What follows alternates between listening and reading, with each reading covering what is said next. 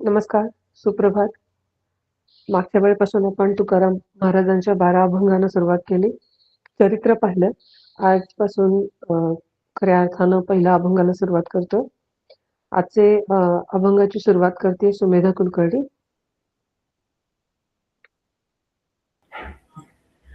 जय श्रीराम. जन्माचे ते मूळ पाहिले शोधून, दुखाची कारण जन्म घ्यावा. पाप पुण्य करुनी जन्मा येतो प्राणी, नरदेहा येऊनी हानी केली. रजतम सत्व आहे ज्याचे अंगी, याचे गुण जगी वाया गेला. तम म्हणजे काय नरकाची केवळ, रजत सबळ माया जाळ. तुका म्हणे येथे सत्वाचे सामर्थ्य, करावा परमार्थ अहर्निशी. अहर्निशी सदा परमार्थ करावा, पायन ठेवावा आडमार्गी. आडमार्गी कोणी नरजे जातील, त्यातून काढील तोची ज्ञानी. तोची ज्ञानी खरा तारी दुजियासी, वेळोवेळा त्यासी शरण जावे. आपण तरेल नव्हे ते नवल, कोळे उद्धरील सर्वांची तो. शरण गेली याने काय होते फळ, तुका म्हणे कुळ उद्धरीले. जय श्रीराम. जय.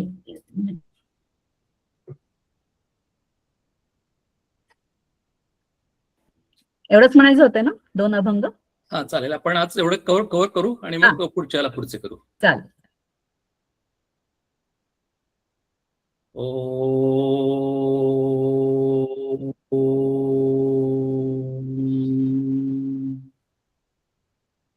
ओम सहना भवतु सहनौ भुनक्तु सह वीर्यं करवावहै तेजस्विनावधीतमस्तु मां विद्विषावहै। ओम शांति शांति शांति। सदाशिवसमारम्भां शङ्कराचार्यमध्यमाम् अस्मदाचार्यपर्यन्तां वन्दे गुरुपरम्पराम्। श्रुतिस्मृतिपुराणानाम् आलयं करुणालयं नमामि भगवत्पादं शङ्करं लोकशङ्करम्। शङ्करं शङ्कराचार्यं केशवं बादरायणं सूत्रभाष्यकृतौ वन्दे भगवन्तौ पुनः पुनः।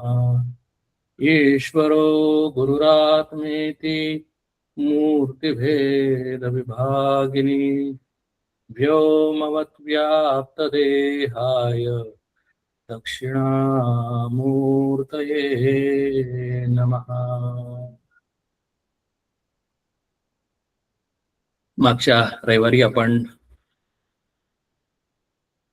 जगद्गुरु संत श्रेष्ठ तुकाराम महाराजांचे 12 अभंग यांचा अभ्यास करायला सुरुवात केली।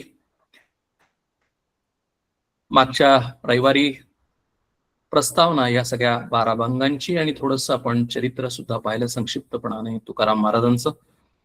पण खरं तुकाराम महाराजांचं चरित्र तर आपण या 12 अभंगातूनच पाहणार आहोत, कारण आपण जसं मागच्या वेळेला म्हणलं की हे अभ्यास करण्यासाठी जे आपण अभंग घेतलेले आहेत हे महाराजांनीच सार रूपाने, म्हणजे महाराजांनी जे अनेक अभंग लिहिले, कोट्यावधी अभंग लिहिले, किंवा त्यांनीच या अभंगामध्ये म्हणलेलं आहे की जे अनेक वेदातल्या श्रुती आहेत किंवा वेगवेगळ्या प्रकारचं जे शास्त्र वेगवेगळ्या ठिकाणी वेगवेगळ्या ग्रंथातून लिहून ठेवलेलं आहे, ते सगळ्यांचं सार मी या 12 अभंगामध्ये लिहिलेलं आहे।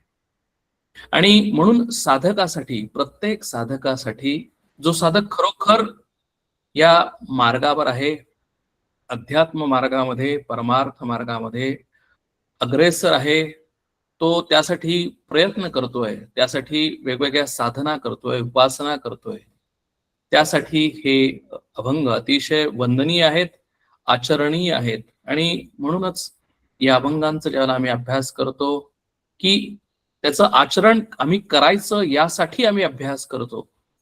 आणि महाराजांनी जे काही सांगितलेलं आहे ते नुसतं सांगितलेलं नाही, आधी केले आणि मग सांगितले. या पद्धतीने त्यांनी सांगितल्यामुळे त्या 12 अभंगांना अतिशय एक धार आलेली आहे, अतिशय शब्दाचं महत्व आहे, नुसते शब्द नाहीत. आणि म्हणूनच आमच्यासाठी ते अभंग अतिशय वंदनीय आहेत, आचरणीय आहेत. आणि म्हणून आम्हाला तुकाराम महाराजांना समजून घेण्यासाठी, त्यांचं चरित्र समजण्यासाठी आम्हाला या अभंगांचा उपयोग होतो. जसं मागच्या वेळेला पाहिलं त्यावेळेला तुकाराम महाराज हे आमच्यासारखेच आम्हाला वाटतात. त्याचं कारण ते सुरुवातीच्या काळामध्ये त्यांचं आयुष्य, त्यांचं जीवन हे आमच्यासारख्या सामान्य लोकांप्रमाणेच गेलेलं आहे. आणि म्हणूनच हा जो पहिला अभंग मागच्या वेळेला आपण सुरुवात केली, त्या अभंगातून आपण जर पाहिलं तर अगदी सुरुवातीच्या काळामध्ये तुकाराम महाराज जसे होते, म्हणजे आपण सध्याच्या काळामध्ये लाईफ 1.0 असं आपण म्हणू शकतो, की त्या काळामध्ये ते सावकार होते. तिथे सावकार असताना सावकारीचा धंदा, बिझनेस ते करत होते. आणि आपल्या सर्वांना माहिती आहे की जर एखादा माणूस जर धंदा किंवा बिझनेस करत असेल तर त्याच्या अनुषंगानं जे काही गोष्टी करायला लागतात त्या सर्व गोष्टी महाराज नक्कीच करत असणार, त्यात काही प्रश्नच नाही. फक्त 400 वर्षापूर्वीचा काळ आहे, डोळ्यासमोर आणायला काहीच हरकत नाही. परंतु या सगळ्या ह्याच्यातून जात असताना त्यांचे कुटुंब होतं, तेही हा सगळा सावकारीचा धंदा वडिलोर पार्जित जो आलेला होता ते सगळे ते करत होते. एक आयुष्याला एक कलाटणी मिळाली की दुष्काळ पडला. आता त्या काळामध्ये अननिनो सारखे सोफेस्टिकेटेड अल्गोरिथम्स नसल्यामुळे आणि ते आधी सांगता येत नसल्यामुळे अचानक दुष्काळ पडला. कोणालाही सर्व काही बंद झालं, पाऊस पडला नाही आणि त्या कुणालाही अन्न मिळत नव्हतं. आणि त्या सगळ्या दुष्काळी परिस्थितीमध्ये स्वतःच्याच घरातले 5 मृत्यू त्यांनी स्वतः बघितले. जीवनाला पूर्णपणे कलाटणी मिळाली. महाराजांना अचानक वैराग्य आलं. आणि वैराग्य म्हणजे हे स्मशान वैराग्य नाही, तर महाराज स्वतः विचार करायला लागले की अरे या आयुष्याचं स्वरूप काय आहे.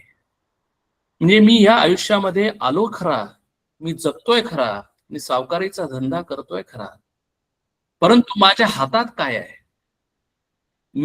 माझ्या हातामध्ये काहीही नाही, मी काहीही कंट्रोल करू शकत नाही. मी फक्त या हातामध्ये, या जीवनामध्ये जगत असताना जसे जसे प्रसंग घडतात तसं जसं जीवन माझं पुढे जातं तसं तसं मी पुढे चाललेलो आहे. पण मग नक्की माझं या आयुष्याचं प्रयोजन काय, मी या आयुष्यामध्ये कशासाठी आलेलो आहे, माझं कर्तव्य काय आहे, माझ्या हातामध्ये काय आहे, आणि हे सगळं जग कशासाठी निर्माण झालेलं आहे. असे अनेक प्रश्न ज्या वेळेला महाराजांच्या मनामध्ये निर्माण झाले त्यावेळेला हे जे महाराज गृहस्थाश्रमातून पूर्णपणे अचानकपणे मुमुक्षु या साधकाच्या अवस्थेकडे वळले. आणि या साधकाच्या अवस्थेमध्ये, मुमुक्षु अवस्थेमध्ये जर त्यांनी साधना करायला चालू केली आणि त्याच्यातून आलेले, त्यांच्या अनुभवातून आलेले, त्यांच्या स्वतःच्या जे जीवन आहे त्या जीवनातून जगत असताना आलेले हा पहिला अभंग आहे की जन्माचे ते मूळ पाहिले शोधून दुःखासी कारण जन्म घ्यावा. म्हणजे महाराज त्यावेळेला विचार करायला लागले असतील की अरे जर मी माझं आयुष्य बघितलं, त्या काळामध्ये माझ्या आजूबाजूच्या नातेवाईकांचं, समाजाचं आयुष्य बघितलं तर कितीतरी दुःख समोर दिसत आहे. दुष्काळाचं दुःख आहे, अचानक माणसं जात आहेत त्याचं दुःख आहे. सध्याच्या काळामध्ये मेडिकल सायन्स गेल्या 300-400 वर्षामध्ये अनेक पद्धतीने पुढे गेल्यामुळे आज अनेक पद्धतीची मेडिसिन्स किंवा सर्व गोष्टी अवेलेबल आहेत. म्हणून माणसाचा जन्म म्हणजे मृत्यू हा थोडासा लांब चाललेला आहे. परंतु याचा अर्थ तो सुकर आहे असं नाही. आम्ही डॉक्टरांच्या मुळे जास्त काळ जीवन जगतो. तसं बघायला गेलं तर माणसाचं आयुष्य हे लहान लहान होत चाललेलं आहे. आणि ज्या वेळेला जर आपणच जर गेल्या या 3-4-5 वर्षामध्ये जर बघितलं, करोना नंतर तर आम्हालाही लक्षात येईल की अनेक प्रकारे, अनेक ठिकाणी, अनेक वेगवेगळ्या पद्धतीने या जगामध्ये दुःखाचेच प्रसंग आमच्या समोर येत आहेत. युद्ध चालू आहेत, सर्व प्रकारच्या गोष्टी अशा ज्या घडत आहेत त्याच्यामध्ये अनसर्टन्टी आहे, अशांतता आहे.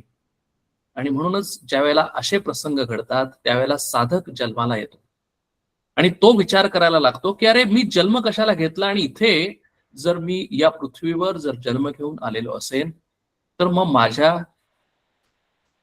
जन्माचं, माझ्या आयुष्याचं प्रयोजन काय, ऑब्जेक्टिव्ह काय. आणि म्हणून इथे महाराज स्पष्ट सांगतात की दुःखासी कारण जन्म घ्यावा. म्हणजे इथे आम्ही येतोय ते सुख दुःखासाठी येतोय. खरं तसं बघायला गेलं तर आम्हाला सगळ्यांना सुखच पाहिजे.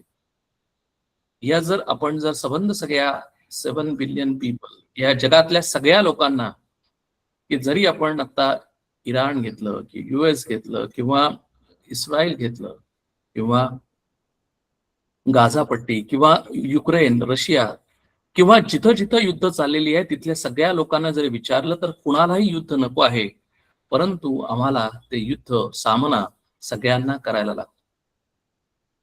म्हणूनच इथं साधक जेव्हा जन्म घेतो त्यावेळेला त्याला लक्षात येतं की अरे या जीवनामध्ये, माझ्याच आयुष्यामध्ये अनेक दुःख आहेत आणि खरं मला सगळ्यांना, म्हणजे माझ्या सहित सगळ्यांना जर सुख पाहिजे असेल, समाधान पाहिजे असेल, शांतता पाहिजे असेल, तरी सुद्धा आम्हाला दुःख का येतं हा साधा सिंपल प्रश्न आहे.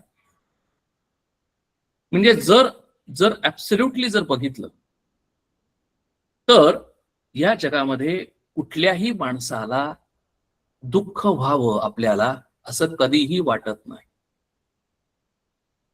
आमचं आयुष्य अतिशय सरळ जावं, आमच्या आयुष्यामध्ये फक्त सुख असावीत, आमच्या आयुष्यामध्ये शांतता असावी, आमच्या आयुष्यामध्ये समाधान असावं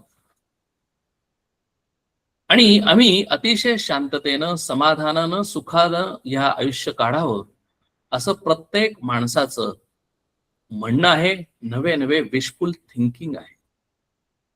परंतु आमचा स्वतःचा जर अनुभव घेतला तर आम्हाला असं लक्षात येतं की सुख हे अतिशय कमी आहे.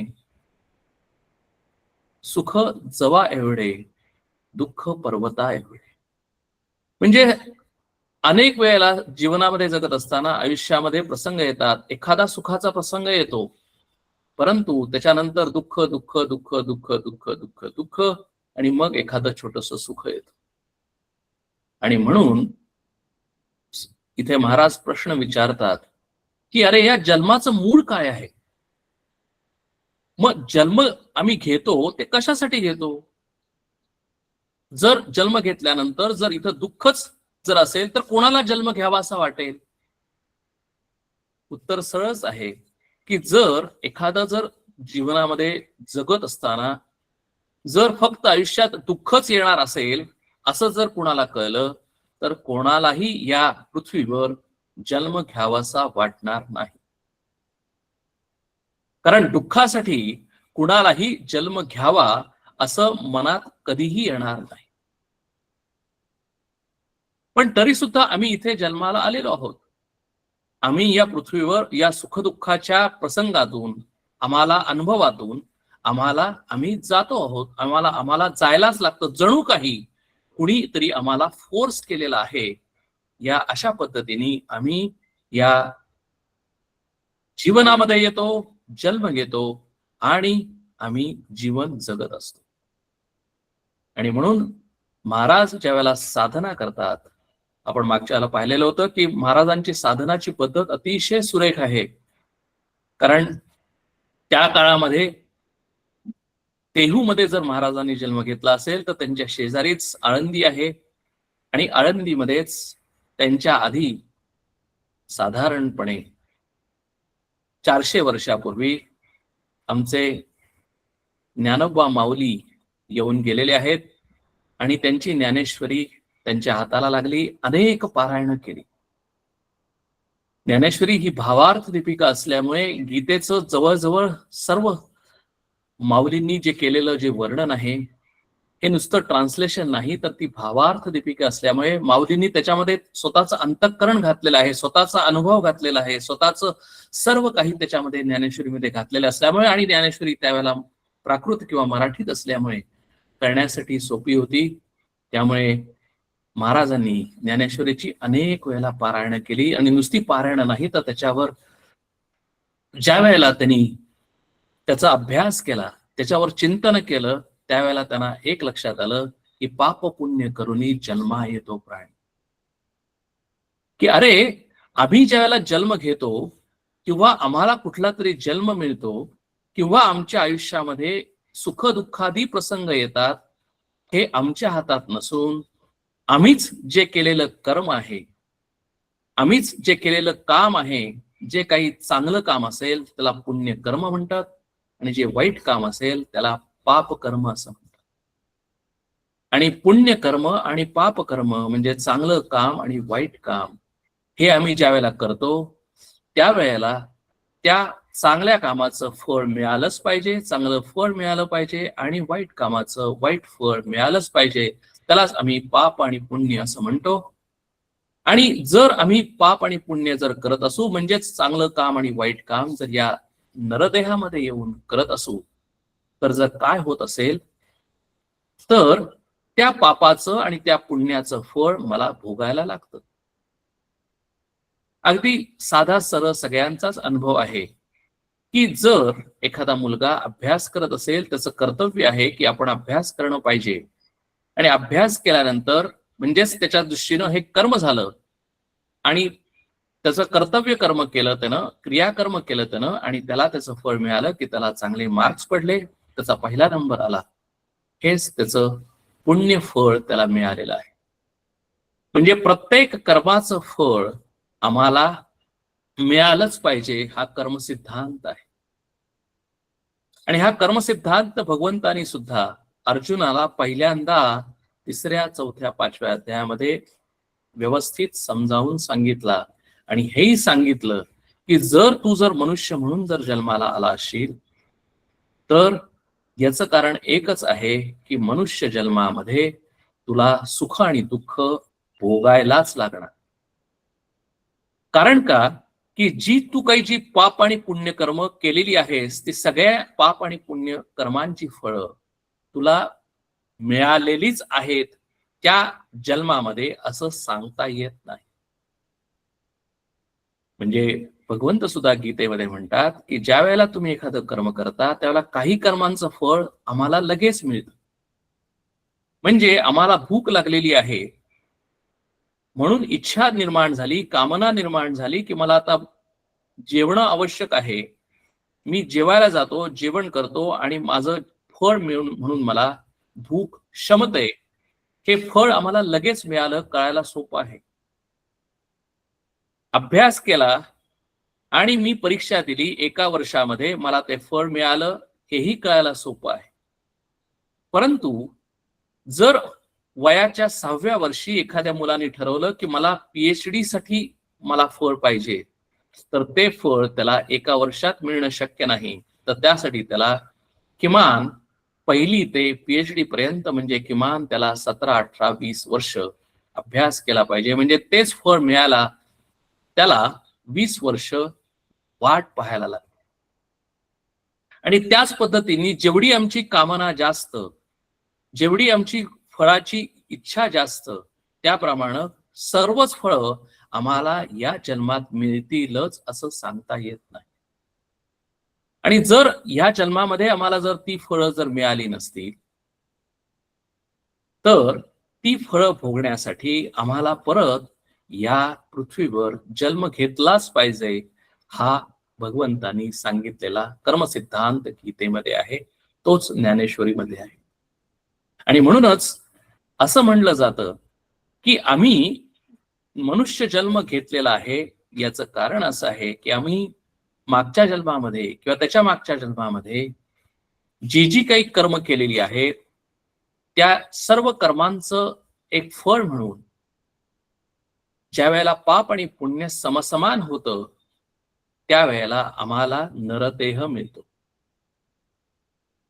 म्हणून भगवंत सुद्धा गीतेमध्ये म्हणतात की ऊर्ध्वम गच्छन्ति सत्वस्थाः मध्ये तिष्ठन्ति राजसाः. म्हणजे जे राज म्हणजे जे सत्व, तम आणि रजोगुणी माणसं आहेत. रजोगुण त्यांचा झालेला आहे, म्हणजेच तिथे पाप आणि पुण्य समसमान आहे. त्यावेळेला आम्ही मनुष्य जन्म घेतो. आणि म्हणून उत्तर दिलं महाराजांनी या दुसऱ्या चरणामध्ये की जर माझा मनुष्य जन्म झाला असेल, मला जर मनुष्य जन्म मिळाला असेल आणि जर मला कळत असेल की मी आता ह्या मनुष्य देहामध्ये आहे, याचाच अर्थ असा झाला की माझं पाप आणि पुण्य ज्या वेळेला मला हा देह मिळाला, म्हणजेच मी ज्या वेळेला जन्माला आलो त्यावेळेला पाप आणि पुण्य समसमान आहे. आणि म्हणून पाप आणि पुण्य मिळवून समसमान करून आम्ही इथे जन्माला आलेलो आहे. जर पाप जास्त असतं तर आम्ही अधोयोनी म्हणजे पशुपक्षी या योनीमध्ये गेलो असतो, झाड झुडप या योनीमध्ये गेलो असतो. आणि जर आमचं पाप पुण्य जास्त झालं असतं तर आम्ही ऊर्ध्व लोकाला म्हणजेच देव लोकाला गेलो असतो. ज्या अर्थी आम्ही मनुष्य जन्म घेऊन या पृथ्वीवर आम्ही आलेलो आहोत, याचाच अर्थ असा आहे की आम्ही पाप आणि पुण्य समसमान करून आम्ही या जन्माला आलेलो. म्हणजे पहिल्यांदा महाराजांनी या प्रश्नाचं उत्तर दिलं की मी या पृथ्वीवर का आलो, तर मी या पृथ्वीवर मनुष्य देहामध्ये जर मी आलेलो असू तर मी पाप आणि पुण्य माझं पूर्वीचं म्हणून प्रारब्धाचं पहिलं फळ हे माझा या नरदेहाचा जन्म होय. आणि म्हणून माझं प्रारब्धानुसार मला जन्म मिळतो आणि प्रारब्धानुसार मी या शरीरामध्ये येतो आणि या शरीरामध्ये मी नरदेह म्हणून मनुष्य म्हणून मी इथे आलेलो आहे.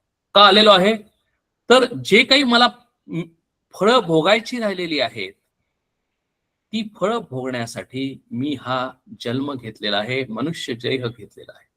आणि म्हणून आमच्याच आयुष्यामध्ये मनुष्य देहामध्ये आल्यानंतर जीवनामध्ये जगत असताना जसं एका बाजूला प्रारब्ध आहे तसं दुसऱ्या बाजूला पुरुषार्थ सुद्धा आहे. प्रारब्धामुळे जी काही फळं भोगायची आहेत ती मला भोगलीच पाहिजेत. त्यावेळेला ती फळं भोगण्यासाठी मी हा देह घेतलेला आहे. त्यामुळे या देहामध्ये आल्यानंतर ज्या वेळेला आम्हाला वेगवेगळी संकट येतात की जी माझ्या हातामध्ये नाहीत, आम्ही त्याला अनकंट्रोल्ड म्हणतो, अनकंट्रोलेबल्स, की करोना येणं हे माझ्या हातात नाही. मी आता युक्रेनमध्ये किंवा रशियामध्ये असणं हे माझ्या हातात नाही. हे मी का म्हणतोय, कारण युद्ध हे माझ्या हातात नाही. म्हणून अनेक गोष्टी अशा आहेत की ज्या गोष्टी माझ्या हातात नाहीत, पण तरी सुद्धा त्या युक्रेन किंवा रशियामधल्या माणसांना जरी त्यांना इच्छा नसली तरी सुद्धा त्यांना युद्धाला सामोरं जायला लागतं. याचं कारण आहे की पाप पुण्य करुनी जन्मा येतो प्राणी. म्हणून प्रारब्धानुसार जी काही फळ मला भोगलीच पाहिजेत ती भोगण्यासाठी मी जन्म घेतो. आणि जर माझ्या प्रारब्धामध्ये माझं युद्धाचं फळ मला भोगायचंच असेल, असं असेल तर त्या भोगण्यासाठी जिथं युद्ध घडणार आहे त्या ठिकाणी मी जन्म घेतो. म्हणजे जे मला भोगायचं आहे या शरीराला भोगण्यासाठी काहीतरी मीडियम पाहिजे. कारण सूक्ष्म शरीराने कुठलीही गोष्ट भोगता येत नाही, त्यासाठी शरीर पाहिजे, उपाधी पाहिजे. आणि म्हणून त्या अनुषंगानं मी मनुष्य देह किंवा मी पक्षाचा देह किंवा मी प्राण्याचा देह असं धारण करतो. कारण का की ज्या गोष्टी मला ज्या पद्धतीने भोगायला पाहिजेत त्याच्या अनुकूल मला देह पाहिजे. आणि म्हणून मी त्या पद्धतीने जन्म घेतो. आणि म्हणूनच इथं महाराज या चरणामध्ये म्हणतात की पाप पुण्य करुनी जन्मा येतो प्राणी. आणि आता पक्षाला बुद्धी नाही, प्राण्याला बुद्धी नाही, परंतु मी मनुष्य म्हणून जन्माला आलेलो आहे, म्हणून मनुष्याला बुद्धी दिलेली आहे. मनुष्य हा बुद्धिवान प्राणी आहे. म्हणून ह्याला मनुष्य प्राणी जरी म्हणलं तरी सुद्धा त्याला बाकीच्या प्राण्यांच्या पेक्षा काहीतरी वेगळं देऊन भगवंतानी पाठवलेलं आहे, आणि ते म्हणजे त्याची बुद्धी. हे एकच सामर्थ्यवान, त्याला या शरीराचं सामर्थ्यवान जर असेल तर ते फक्त त्याची बुद्धी आहे. आणि म्हणून असं म्हटलं जातं की जंतू नाम नरदेह दुर्लभम. सर्व प्राण्यांच्या मध्ये मनुष्य प्राण्याचा देह अतिशय दुर्लभ आहे, दुर्मिळ आहे. याचं कारण आहे की पाप आणि पुण्य समसमान होण्यासाठी कितीतरी वर्ष, कितीतरी जन्म आम्हाला थांबायला लागतात. आणि म्हणूनच नरदेह जर आम्हाला मिळाला असेल अतिशय काळजीपूर्वक, तर आम्ही आमच्याच प्रारब्धाचं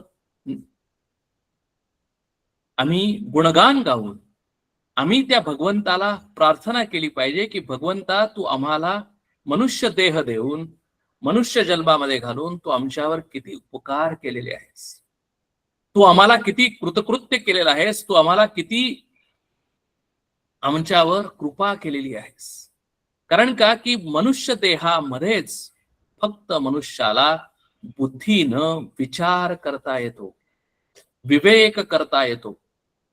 आणि म्हणून याच माणसानं या बुद्धीचा उपयोग कशासाठी करावा हा पुढचा प्रश्न आहे.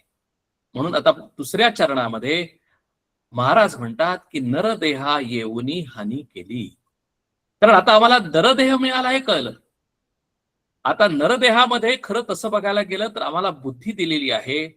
म्हणजे काय दिलेलं आहे आता अतिशय काळजीपूर्वक, की आम्हाला नरदेहामध्ये बुद्धी देऊन फ्री विल, म्हणजे आम्ही काय करावं आणि काय करू नये याची बुद्धी, याचा विचार, याचा विवेक, याची फ्लेक्झिबिलिटी या मनुष्य देहामध्ये आम्हाला दिलेली आहे.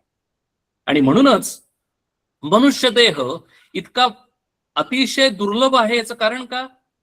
कारण का की तो सामर्थ्यवान आहे.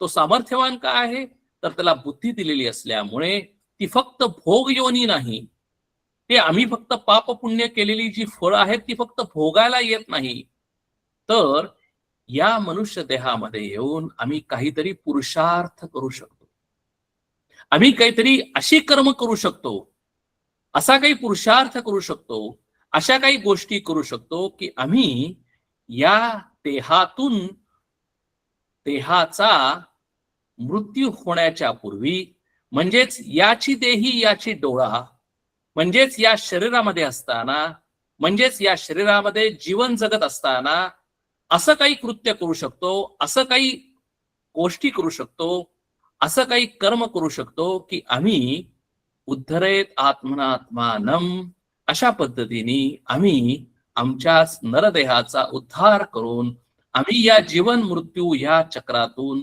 बाहेर पडू शकतो. कारण पशु पक्षी आणि इव्हन देव सुद्धा या दोन्हीही योनी, म्हणजेच ऊर्ध्वलोक आणि अधोलोक या दोन्हीही योनी या भोग योनी आहेत. म्हणून भगवंत सुद्धा गीतेमध्ये म्हणतात की क्षीणे पुण्ये मर्त्यलोकम विशंती. ज्यावेळेला जरी आम्ही पुण्य केलं, आम्ही देवलोकात गेलो आणि देवलोकामधल्या सगळ्या फॅसिलिटीज आम्ही उपभोग घेतल्या आणि आमचं पुण्य कर्म ज्यावेळेला कमी कमी, कारण कुठलीही गोष्ट भोगली की ते कर्म संपलं, आणि ते कर्म संपल्यानंतर, फळ संपल्यानंतर मला भगवंत म्हणतात की क्षीणे पुण्ये मर्त्यलोकम विशंती. म्हणजे मला कुठे यायला पाहिजे परत? खाली मर्त्यलोकामध्येच, म्हणजेच पृथ्वीवर, म्हणजेच मनुष्य लोकामध्ये मला जन्म घेतला पाहिजे. म्हणजे देवांना सुद्धा ती भोगयोनी असल्यामुळे, खूप पुण्यकर्म केल्यामुळे देवलोक प्राप्त झाला, परंतु ते भोग संपल्यानंतर मला परत मनुष्य योनीमध्ये यावं लागतं. आणि म्हणून मनुष्य जन्म, नरदेह हा अतिशय दुर्लभ म्हणलेला आहे. कारण फक्त मनुष्य देहामध्ये आम्ही पुरुषार्थ करू शकतो. आणि एका बाजूला झालं प्रारब्ध, म्हणून प्रारब्धामुळे आमच्या आयुष्यामध्ये चांगले वाईट प्रसंग घडतील की जे माझ्या हातात नाहीत, ते माझे अनकंट्रोलेबल आहेत, ते घडतीलच घडतील. परंतु मनुष्य जन्मामध्ये येऊन मी असं काही केलं पाहिजे की मी या मनुष्य देहाचा येऊन त्याचा फायदा केला पाहिजे, उद्धार केला पाहिजे. म्हणूनच उपनिषदामध्ये म्हणलेलं आहे, कालच स्वामी विवेकानंदांची स्मृतिदिन होता, त्यांनी म्हणून ठेवलेलं आहे की not stop till the goal is reached, उत्तिष्ठत जागृत प्राप्य वरांनी बोधत. म्हणजे सर्व संतांनी आम्हाला हेच सांगितलेलं आहे, तू काय कर, उत्तिष्ठत जागृत प्राप्य वरांनी बोधत. तू काय कर, तर तूच तुझ्या जीवनाचा उद्धार करून घे. उद्धरेत आत्मनात्मानम, भगवंत म्हणतात. You are the master of your own destiny. तूच तुझ्या जीवनाचा शिल्पकार, असं आपल्याला अनेक महात्मा लोकांनी सांगून ठेवलेलं आहे. म्हणजे काय, तर मी अशा पद्धतीने जीवन जगलं पाहिजे की जे आता आपल्याला महाराजांनी पुढे आम्हाला जगून दाखवलेलं आहे. बघा, म्हणून महाराज आम्हाला का महत्वाचे आहेत, तर आम्हाला आमच्या डोळ्यासमोर जर कुणी जर अशा पद्धतीने जर जीवन जगलेलं असेल, तर आमच्या समोर एक रोल मॉडेल उभं राहतं की आमच्या डोळ्यासमोर महाराज सुद्धा लाईफ 1.0 मध्ये तुमच्या आमच्यासारखेच होते. आणि म्हणून इथे महाराज म्हणू शकतात की नरदेहा येऊनी हानी केली. महाराजांनी काय केलं, नरदेहामध्ये येऊन स्वतःचा उद्धार करून घेतला. महाराजांनी काय केलं, तर तुमच्या आमच्यासारखाच जन्म मिळाला, मनुष्य जन्म मिळाला. तुमच्या आमच्यासारखेच ते धंदा नोकरी करत होते, तुमच्या आमच्यासारखेच ते सामान्यपणे जीवन जगत होते.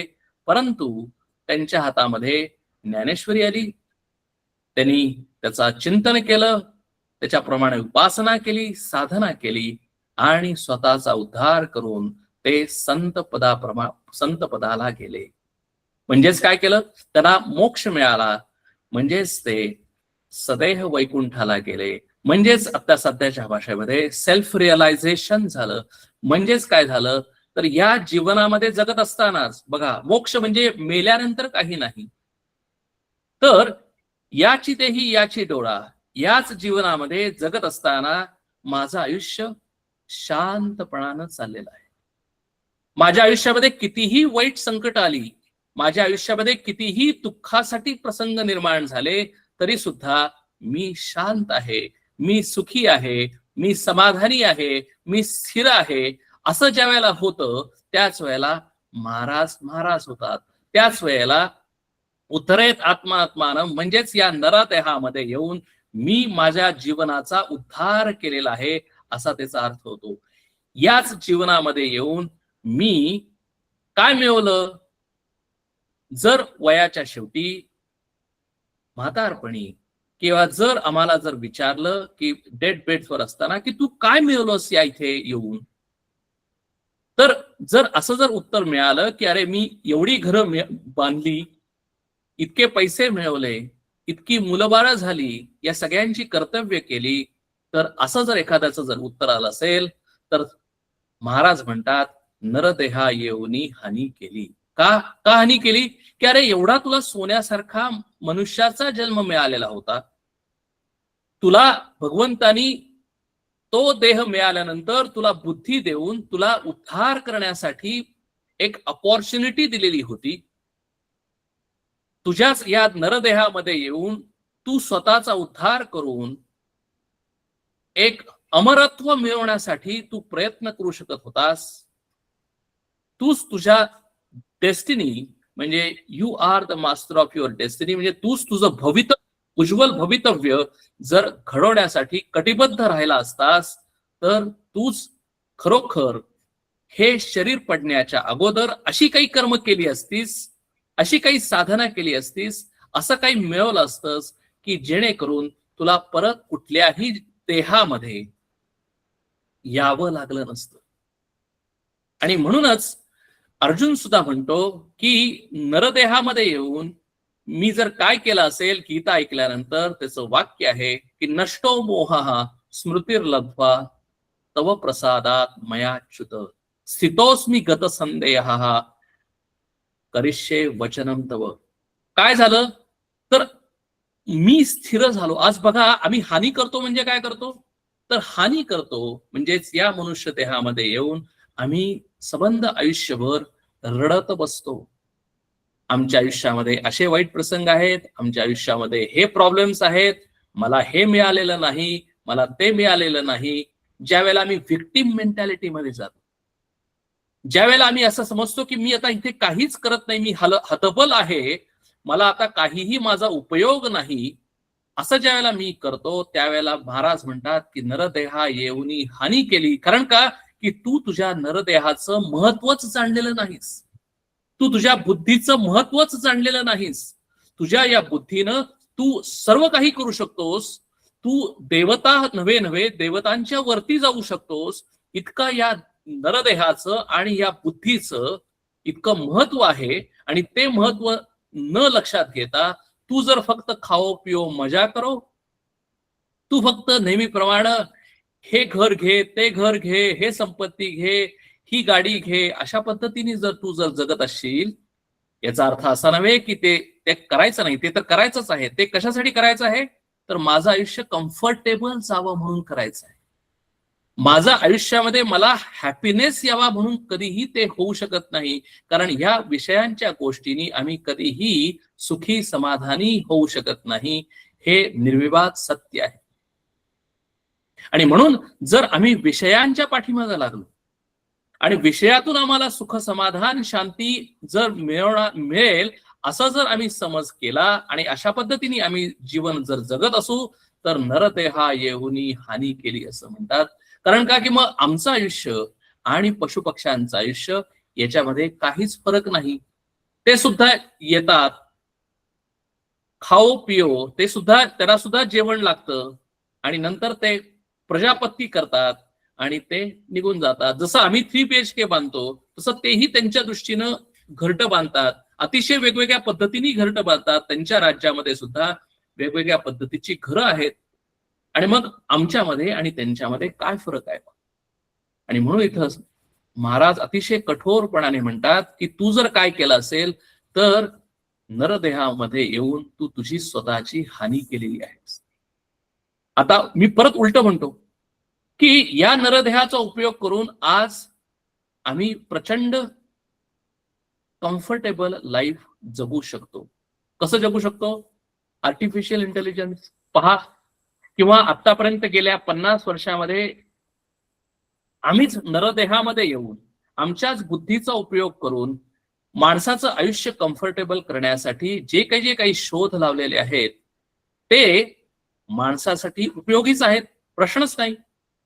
आणि म्हणून आम्ही हे कुणी शोध लावले?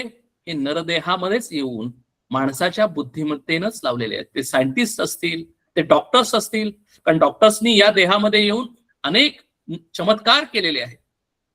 आणि म्हणूनच या देहाला आम्ही कमी समजता कामा नये. या देहामध्ये, नरदेहामध्ये आम्ही अनेक चांगल्या गोष्टी करू शकतो. म्हणजे काय करू शकतो? आम्ही कर्तृत्व गाजवू शकतो. आम्ही मोठं कर्तृत्व करून आम्ही अब्जावधी रुपये कमावू शकतो. आम्ही डोकं वापरून ओपन AI किंवा एन्थ्रॉपिक सारखी कंपनी उभ्या करू शकतो. AI वापरून आम्ही अनेक गोष्टी करू शकतो की जेणेकरून आम्ही या समाजाचं कल्याण करावं यासाठी प्रयत्न करू शकतो. परंतु जर आम्ही आमच्याच हितासाठी, आमच्या म्हणजे फक्त माझ्या हितासाठी, मी आणि मायसेल्फ, मला पैसे मिळावेत, मला सगळ्यांनी चांगलं मिळावं, मला प्रसिद्धी मिळावी, मी संपत्तीने धष्टपुष्ट व्हावा, मला सत्ता मिळावी, यासाठी मी हे सगळं करतो, म्हणून कदाचित मला ते फळ.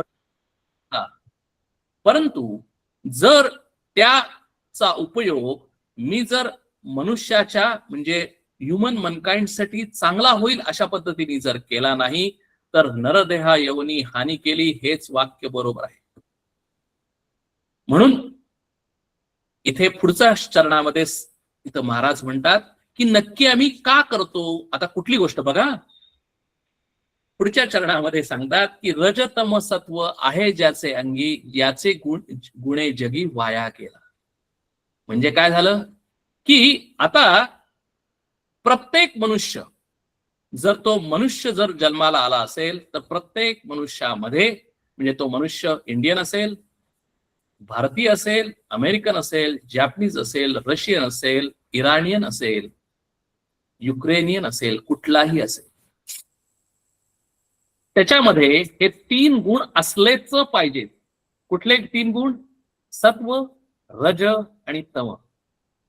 बघा हे हे हे हे हे हे तत्वज्ञान कुठलं आहे? गीतेतलं तत्वज्ञान आहे. भगवंतांनी सांगितलंय 14व्या अध्यायामध्ये की प्रत्येक मनुष्याकडे नवे नवे या सृष्टीमध्ये जे कुणी आम्हाला जिवंत दिसतं, जे कुणी आम्हाला जिवंत दिसतं, जिवंत आम्हाला अस्तित्व आहे असं ज्याला दिसतं, तो पशुपक्षी असतील, झाडं झुडपं असतील, मनुष्य असेल, देवत्व असेल, कुणीही असेल, त्या प्रत्येक शरीरामध्ये हे 3 गुण असलेच पाहिजेत. हे प्रकृतीचे 3 गुण आहेत.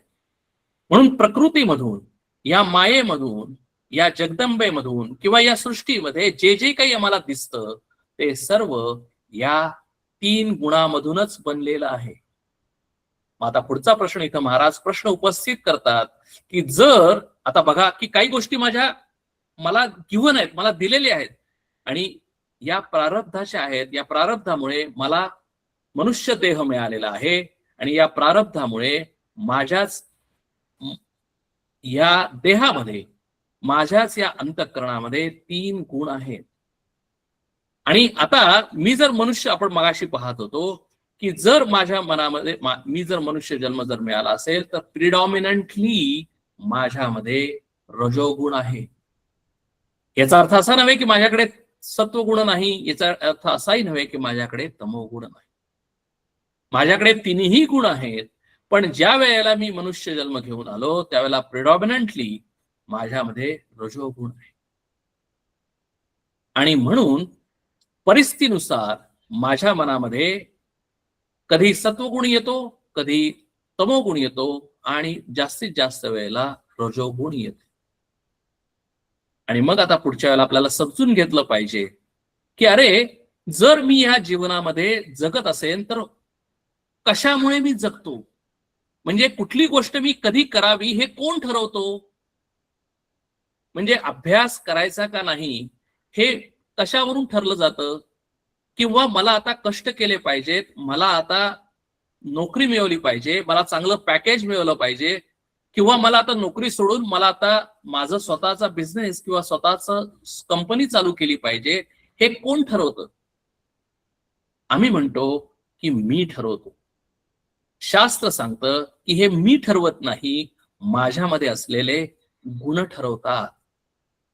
आणि माझ्यामध्ये असलेले म्हणजेच माझ्या बुद्धीमध्ये, माझ्या अंतःकरणामध्ये, माझ्या मनामध्ये हे जे 3 गुण आहेत ते मला आयुष्यभर नाचवतात. म्हणजे काय की जी गोष्ट माझ्या आयुष्यामध्ये घडते, जी गोष्ट मी विचार करतो, जी गोष्ट मी करावी का करू नये, आता मी करतो असं ज्यावेळेला मी डिसिजन घेतो, तो डिसिजन कुठल्यामुळे घेतलेला आहे, कोण घेतो तो डिसिजन? माझी बुद्धी घेते का माझं मन घेतं? ते तर शास्त्र सांगतं की अरे, तुझ्या मनात किंवा बुद्धीमध्ये जे काही 3 गुण आहेत ते गुण हे डिसिजन घेतात. अहंकार विमूढ आत्मा करता इति मन्यते. म्हणून इथं भगवंत म्हणतात गीतेमध्ये की जो मूढ आहे, जो मूर्ख आहे, तो म्हणतो की मी असं ठरवतो. अहंकार, माझ्यामध्ये असलेला जो अहंकार आहे, माझ्यामध्ये असलेला जो अभिमान आहे, माझ्यामध्ये असलेली जी बुद्धी आहे, त्या बुद्धीचा मी अहंकाराने मी म्हणतो की मी ठरवतो. पण याचाच अर्थ असा आहे की मला काहीही कळलेलं नाही, मला शास्त्र कळलेलं नाही, माझं डिझाईन कसं झालेलं आहे मला कळलेलं नाही, मी कसा ऑपरेट करतो हेही मला कळलेलं नाही. म्हणजे थोडक्यात एखादं इन्स्ट्रुमेंट घेतलं, जर मी समजा नवीन वॉशिंग मशीन आणलं, मी एसी आणला, मी फ्रीज आणला, तर पहिल्यांदा मी काय करतो, मॅन्युअल बघतो आणि मॅन्युअल वरनं ते मशीन कसं ऑपरेट करायचं पाहतो. आता मला हे नरदेह मिळालेला आहे, मी या मनुष्य जन्मामध्ये आलेला आहे. आता या मनुष्य देहाचं मॅन्युअल काय आहे, त्या मॅन्युअल मी कधी बघितलंच नाहीये. मनुष्य देहामध्ये येऊन मला कोण ऑपरेट करतं, मी कसा विचार करतो, मला विचार करण्याची पद्धती काय, मी कसा डिसिजन घेतो, हे आम्ही कधीही विचारच केलेला नाही. आणि म्हणून इथे महाराज स्पष्टपणाने म्हणतात, आम्हाला सगळ्यांना दुःख होईल हे समजल्यानंतर की आम्ही सर्वांनी नरदेहा येऊनी हानी केली, याची गुणे जगी वाया गेला. महाराज म्हणतात की आम्ही वाया गेलेलो आहोत. वाया जाणे म्हणजे काय, की वी वेस्टेड अवर लाईफ. का तर आम्ही कसं ऑपरेट करतो, आम्ही या जीवनामध्ये जगत असताना काय केलं पाहिजे आणि काय केलं नाही पाहिजे, काय न्याय आहे काय अन्याय आहे, काय नीती आहे काय अनिती आहे, काय चांगलं आहे काय वाईट आहे, कुठली गोष्ट करायला पाहिजे आणि कुठली गोष्ट करायला नाही पाहिजे, हे आम्ही कसं करतो, इमोशनली डिसिजन घेतो, मनाने डिसिजन घेतो.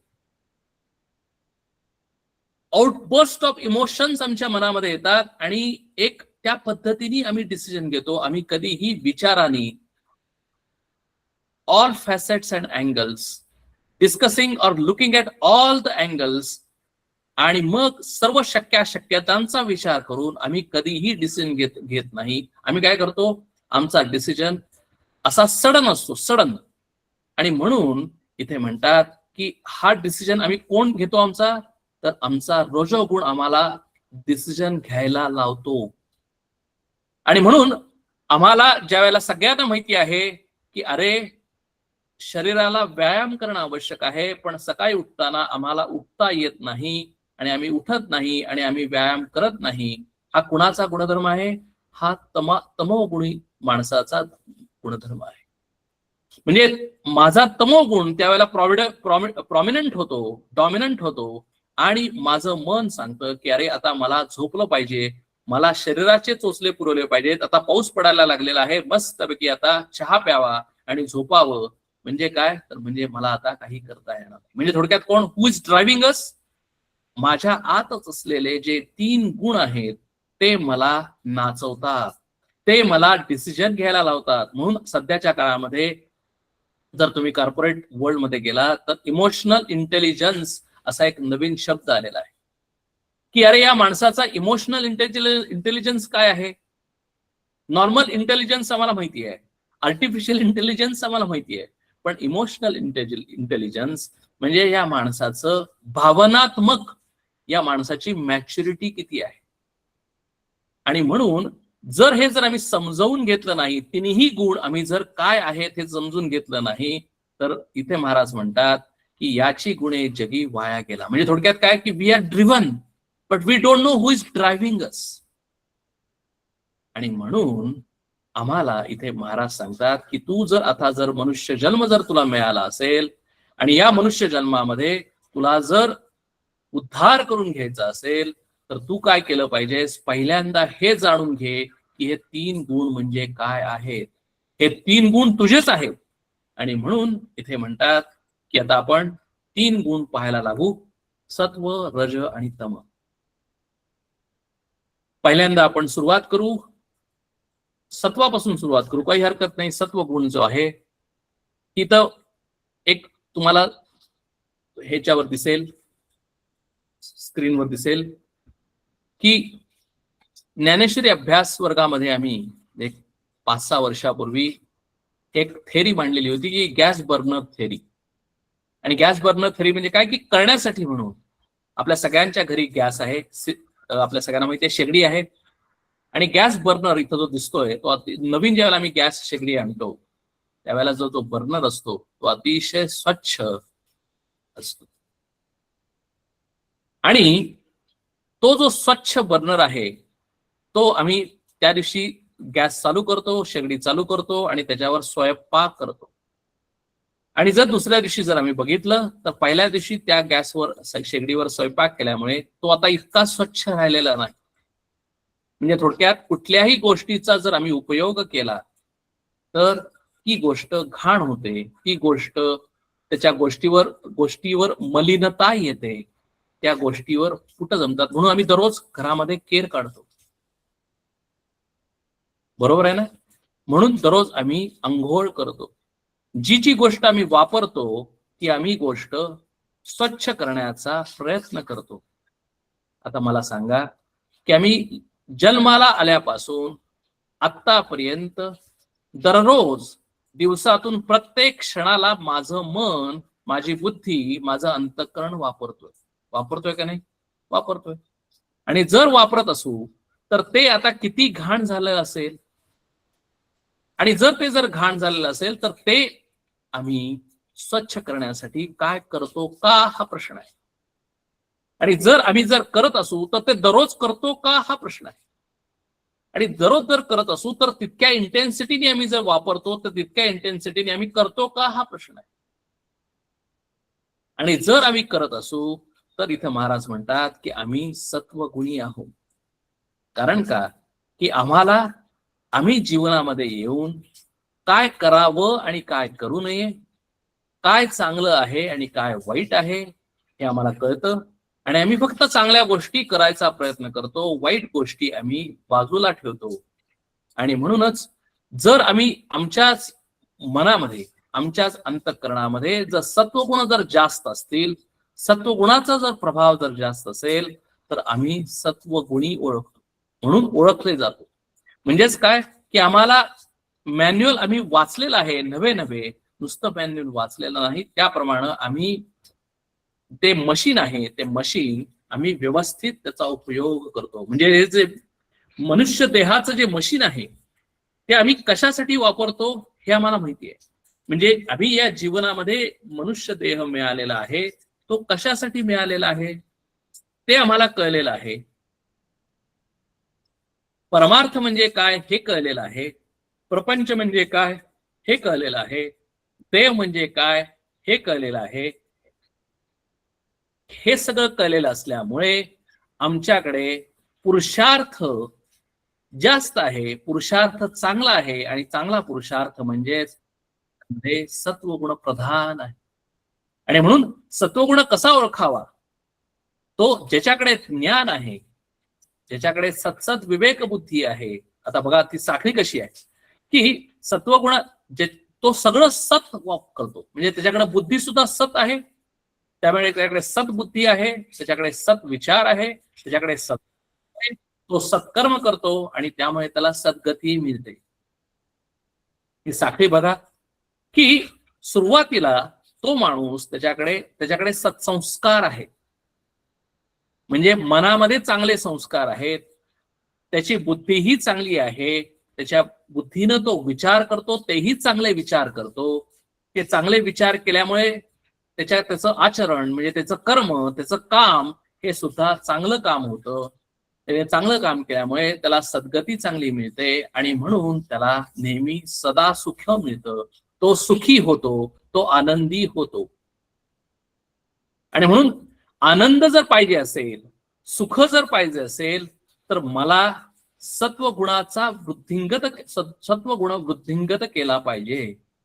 आणि मग सत्वगुण वृद्धिंगत कसा करायचा ते पुढच्या चरणामध्ये महाराज सांगतील.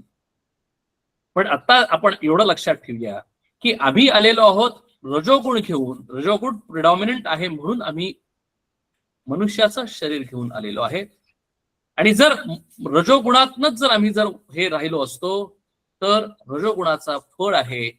रजोगुणी माणूस कसा ओळखावा, आता बघा, प्रत्येक माणूस आजूबाजूला पहा, आपलं स्वतःच अनालिसिस करा, इंट्रोस्पेक्शन करा, की आम्हाला action oriented people, we are actually action oriented people. म्हणजे काय, तर मला सारखं काहीतरी काम करावंसं वाटतं, काहीतरी, म्हणजे शांत मी कधीही बसू शकत नाही.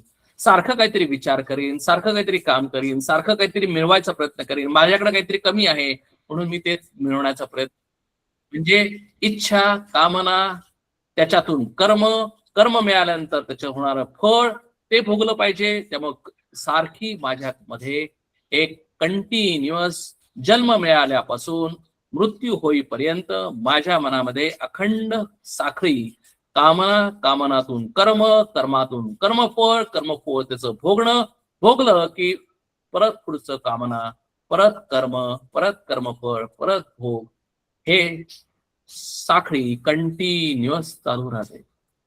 आणि जर कर्म जर मी कर्म करत असेल आणि जर चांगलं कर्म आणि वाईट कर्म हे जर मी ओळखू शकत नसेल तर मी वाईट कर्मामध्ये प्रवृत्त होतो. म्हणजेच वाईट कर्मामध्ये प्रवृत्त झाल्यानंतर मी वाईट फळ भोगतो, म्हणजेच माझ्या आयुष्यामध्ये दुःख येतात. जर मला चांगली कर्म करायची बुद्धी झाली तर मी चांगलं आणि वाईट याच्यामध्ये जर मी डिफरन्सिएशन करू शकलो तर माझ्यामध्ये सत्वगुण प्रधान होत चाललेला आहे आणि मला चांगली फळं मिळतील. आणि म्हणून रजोगुणी माणूस कसा ओळखावा, तर ज्याच्यामध्ये अनेक तृष्णा आहे, अनेक कामना आहे, अनेक वासना आहे, अनेक लोभ आहे. म्हणजे काय, तर मला काहीतरी पाहिजे आहे. मला काहीतरी का पाहिजे आहे, तर माझ्याकडे ते नाही आहे. आय डोंट हॅव समथिंग आणि आय वॉन्ट दॅट समथिंग, म्हणजेच I want to accomplish something. आणि म्हणून आमच्या बायोडेटामध्ये, आमच्या रेझ्युमेमध्ये त्याला लिहिलेलं असतं की व्हॉट आर युअर अकम्प्लिशमेंट्स. म्हणून आयुष्याच्या शेवटी आम्ही म्हणतो की मी काय मिळवलं, तर आम्हाला आमच्या उत्तर येतं की मी इतकी इतकी संपत्ती मिळवली, मी इतकी इतकी घरं बांधली, मी इतकी इतकी माझी मुलं आहेत, इतके इतकी माझे नातेवाईक आहेत, इतके इतके मी पुरस्कार मिळवले, इतकी इतकी माझी प्रसिद्धी आहे. हे सगळं कशाचं आहे, हे सगळं रजोगुणाचे प्रभाव आहे. रजोगुण असल्यामुळे, रजोगुण डॉमिनंट असल्यामुळे आम्ही आयुष्यभर या रजोगुणाच्या आधाराने आम्ही जे आमच्याकडे नाही ते मिळवण्यासाठी प्रयत्न करतो. म्हणजे रजोगुण कशातून निर्माण होतो, रजोगुण हा अतृप्ततेमधून निर्माण होतो. म्हणून ज्याच्याकडे अतृप्तता जास्त, ज्याच्याकडे अस्थिरता जास्त, ज्याला असं वाटतं की मला काहीतरी सारखं मिळवलं पाहिजे, मिळवलं पाहिजे, मिळवलं पाहिजे, म्हणजे माझ्याकडे काहीतरी कमी आहे, असं ज्याला वाटतं तो हा सदैव काहीतरी काम करत राहतो. आणि म्हणून या ह्याच्यातून तो कधीही बाहेर पडत नाही. आणि म्हणून तो काय करतो, ज्यावेळेला तो काम करतो त्यावेळेला त्याचं मन हे मलिन होतं, मन हे चंचल होतं. आणि म्हणून रजोगुणी माणसाला प्रॉब्लेम काय आहे, आज जर तुम्ही समाजामध्ये बघितलं तर रजोगुणी माणूस हा अतिशय दुःखी आहे. रजोगुणी माणूस हा अतिशय चंचल आहे. रजोगुणी माणूस हा अतिशय अस्थिर आहे. रजोगुणी माणसामध्ये अतिशय चिंता, काळजी, भय, इन्सिक्युरिटी हे सगळ्या गोष्टी आहेत. कारण का, की त्याला नेहमी भविष्याची चिंता लागलेली आहे. त्याला नेहमी असं वाटतं की माझ्याकडे आता हे नाही, म्हणजे मी आता हे काम केल्यानंतर मला हे मिळेल, आणि म्हणून ते मिळेल का नाही म्हणून मला चिंता लागलेली आहे. मग ते मिळालं नाही तर काय होईल म्हणून मला टेन्शन आलेलं आहे. ते जर दुसऱ्याला मिळालं तर काय होईल, त्याच्यातून माझा मत्सर निर्माण झालेला आहे.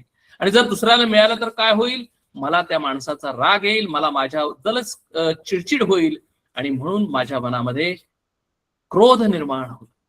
आणि म्हणून असे या सगळ्या विकारांचं फळ कुठे मिळतं, याच जीवनामध्ये, याच शरीरामध्ये. मनुष्य घेऊन मी जन्माला आलेलो आहे, मनुष्य शरीर मिळालेलं आहे, मला बुद्धी मिळालेली आहे, परंतु त्या बुद्धीचा उपयोग मी माझ्या उद्धारासाठी करत नाही, मला सुख समाधान शांती यासाठी करत नाही, पण मला असं वाटतं की या गोष्टी मिळाल्यानंतर मला सुख समाधान शांती मिळेल.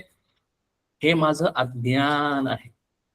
आणि म्हणूनच रजोगुणाचं सगळ्यात महत्व कशामुळे आहे, रजोगुण कशामुळे येतो, तर अज्ञानामुळे रजोगुण येतो, अतृप्तीमुळे रजोगुण आहे. आणि म्हणून अज्ञान काय आहे, तर अहो मी इथे जन्माला का आलेलो आहे हे माझं अज्ञान आहे. मी इथे येऊन काय करायचं आहे आणि काय केल्यानंतर मला सुख समाधान मिळेल हे माझं अज्ञान आहे.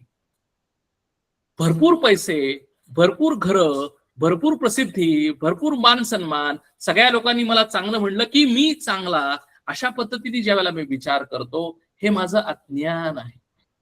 कारण सगळ्यात शेवटी म्हातारा झाल्यानंतर, वयोवृद्ध झाल्यानंतर, मरणाच्या दारात आल्यानंतर आम्हाला लक्षात येतं की अरे या जगाने माझा फक्त उपयोग करून घेतलेला आहे. कुणालाही माझ्याबद्दल तसं म्हणावं तसं प्रेम नाही, कारण हे सुद्धा शास्त्राने सांगितलेलं आहे. याज्ञवल्क्य ऋषी आपल्या पत्नीला सांगतात की तू माझ्यावर प्रेम करतेस असं जर तुला वाटत असेल तर ते चुकीचं आहे. तूच तुझ्यावर प्रेम करतेस आणि तूच तुझ्यावर प्रेम करतेस याचा अर्थ असा आहे की ते प्रेम जर माझ्यातर्फे माझ्या अनुषंगानं जर ते पूर्ण झालं तर तू माझ्यावर प्रेम करतेस अथवा तू माझ्यावर प्रेम करत नाहीस. म्हणजे सिद्धांत आहे की प्रत्येक माणूस हा फक्त आपल्यावरच प्रेम करतो. आणि म्हणून हे जोपर्यंत माणसाला कळत नाही तोपर्यंत तो रजोगुणामध्येच आहे. आणि रजोगुणाचं फळ एकच आहे की रजोगुणातला माणूस हा कर्मामध्ये सदैव काम करताना दिसतो. तो सदैव स्वतःचं रंजन करून घेण्याचा प्रयत्न करतो. बघा, म्हणून आज ही मनोरंजनाची साधनं निर्माण झालेली आहेत. टीव्ही, व्हॉट्सअप, सोशल मीडिया, हे जे सगळं जे झालेलं आहे हे स्वतःचं येन केन प्रकारेनं वेगवेगळ्या प्रकारातून रंजन करण्यासाठी आम्हाला, म्हणून रजोगुणाचं एकच हे आहे की रंजन इति, म्हणून जो रजोगुण सांगितला जातो त्याचं कारण हे एकच की रजोगुणी माणूस हा नित्य रंजनामध्ये रत असतो. तो विषयासक्त असतो आणि त्याच्यामुळे त्याच्या मनामध्ये अतिशय चंचलता, अतिशय भविष्याविषयी चिंता, काळजी आणि त्या अनुषंगानं भय, भीती असते. आणि म्हणून तो कधीही स्वतःवर आनंदित नसतो. त्याच्या भूतकाळामध्ये तो कधीही सुखी नसतो, कारण त्याला असं वाटतं नेहमी की असं झालं असतं तर असं चांगलं झालं असतं, असं का घडलं नाही. मला जर समजा एखाद्या माणसाला, एखाद्या मुलाला 99% मार्क पडले आहेत तर तो म्हणतो की अरे मला फक्त 99%च मार्क पडले. मी जर अजून जर अशा पद्धतीने अभ्यास केला असता, ह्या जर प्रश्नाचं उत्तर जर चुकीचं लिहिलं नसतं तर मला 100% मार्क पडले असते. म्हणजे 99% पडणारा मार्क मुलगा सुद्धा दुःखीच आहे आणि 80% पडणारा मार्क सुद्धा दुःखीच आहे, कारण तो म्हणतो की मला कमी मार्क आहेत आणि मला कुठेही ऍडमिशन मिळत नाही. म्हणजे थोडक्यात काय की कितीही जरी मार्क पडले तरी आम्ही दुःखी आहोत, ब्रुडिंग ओव्हर द पास्ट. आणि म्हणून रजोगुणामध्ये असलेला माणूस फक्त माणसाचं शरीर मिळालेलं आहे, परंतु तो कधीही जीवनामध्ये सुखी, समाधानी, आनंदी होऊ शकत नाही. तो कम्फर्टेबल लाईफ, तो भरपूर पैसे मिळवेल, तो भरपूर घरं होईल, तो मस्तपैकी खाओ पिओ मजा करो असं करेल, त्याला झोपायला छान असेल, तो त्याच्याकडे सगळ्या गाड्या असतील, परंतु तो ज्या वेळेला एकटा असेल किंवा ज्या वेळेला तो शरीराने दुर्बल होईल, म्हणजेच काय होईल की एक काळ त्याच्या आयुष्यामध्ये असा येईल की तो शरीराने स्वतः तो आपल्या पॉटवरून खाली उतरू शकणार नाही, तो डिपेंडंट होईल. आणि त्यावेळेला ज्या वेळेला तो इंट्रोस्पेक्शन करेल आपल्याच आयुष्याचं, त्यावेळेला त्याच्याच लक्षात येईल, स्वतः लक्षात येईल, संबंध सगळ्या आयुष्याचं चित्रपट त्याच्या डोळ्यासमोरून जाईल आणि त्याला लक्षात येईल की अरे मी माझ्या जीवनाची हानी केलेली आहे, कारण मला जेवढं पाहिजे होतं ते मिळालं नाही. I want more, I want more, I want more. इंग्लिशमध्ये म्हटलं जातं की आमच्या काही नीड्स आहेत, आमचे काही वॉन्ट्स आहेत आणि आमच्या काही डिझायर आहेत. नीड्स म्हणजे अन्न, वस्त्र, निवारा ही आमची नीड आहे, परंतु मला 10 कोटीचा बंगला पाहिजे हे माझं डिझायर आहे, ती माझी नीड नाही. आणि म्हणून माणसाला ज्यावेळेला कळतं की माझं नीड, वॉन्ट आणि डिझायर याच्यामध्ये माणूस ज्यावेळेला गफलत करत नाही, त्याच्यामध्ये त्याला क्लॅरिटी असते, त्याच वेळेला तो रजोगुणापासून उठून तो सत्वगुणाकडे झालेला असतो. म्हणून रजोगुण हा मध्ये आहे, सत्वगुण हा उद्धाराचा गुण आहे, सत्वगुण हा उच्च गुण आहे, श्रेष्ठ गुण आहे, आणि तमोगुण हा सगळ्यात खालचा गुण आहे. आणि तमोगुण म्हणजे काय तर अज्ञान. हे ते इथं बर्नर दाखवलं आहे, ते जर तुम्ही 2 वर्ष 3 वर्ष काहीही स्वच्छ न करता जर तुम्ही गॅस वापरला, शेगडी वापरली, तर त्या बर्नरची काय अवस्था होते आपल्या सगळ्यांना माहिती आहे. तो आम्ही बर्नर परत पहिल्यासारखा करूच शकत नाही, तो इतका घाण, इतका मलिन झालेला असतो. आणि मग आम्हाला ते सांगितलं जातं की आता तुम्ही साहेब ही शेगडी टाकून द्या, तुम्ही आता दुसरा बर्नर घ्या, दुसरी शेगडी घ्या. तसंच आमच्या जीवनाचं आहे. की जर आम्ही या शरीर मिळवल्यानंतर त्या मनाचा अंतःकरणाचा उपयोग इतका अनिर्बंध केला, कुठलंही बंधन न घेता स्वैर पद्धतीने जर जीवन जगलो, तर ज्या वेळेला शरीर पडायला वेळ येते त्यावेळेला आम्ही तमोगुणी होतो. आणि तमोगुणी याचा अर्थ असा झाला की हे वाईट बुद्धी आहे. या बुद्धीमध्ये अज्ञान आहे.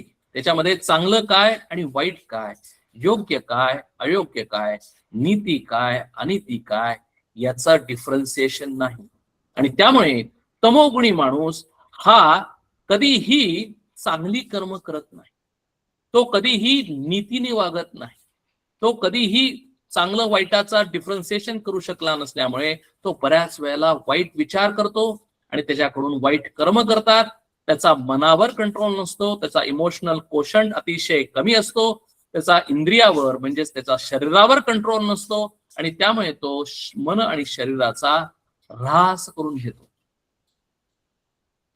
जे जे खायला पाहिजे नको आहे ते तो खातो, जे करायला नाही पाहिजे ते करतो, सर्व गोष्टींनी तो ऍडिक्ट होतो आणि तो अज्ञानामध्ये अतिशय तो अडकून पडतो. तमोगुणाचं अजून एक कारण आहे, तो म्हणजे तमोगुणी माणूस ज्याच्याकडे प्रचंड आळस आहे, ज्याला कुठलीही गोष्ट करावीशी वाटत नाही, ज्याला झोपेमध्ये इंटरेस्ट जास्त आहे, जो माणूस टाकल्यासारखं काम करतो, म्हणजे काम करताना कधीही उत्साह नाही. काम करताना त्याला आपण शब्द वापरतो की पाट्या टाकतो. पाट्या टाकणे म्हणजे निष्काळजीपणानं काम करणे. म्हणजे कुणीतरी आम्हाला काम सांगितलेलं आहे आणि ते काम केलं पाहिजे, कुणीतरी सांगितलेलं आहे आणि ते काम केलं पाहिजे, अशा पद्धतीने मी काम करतो.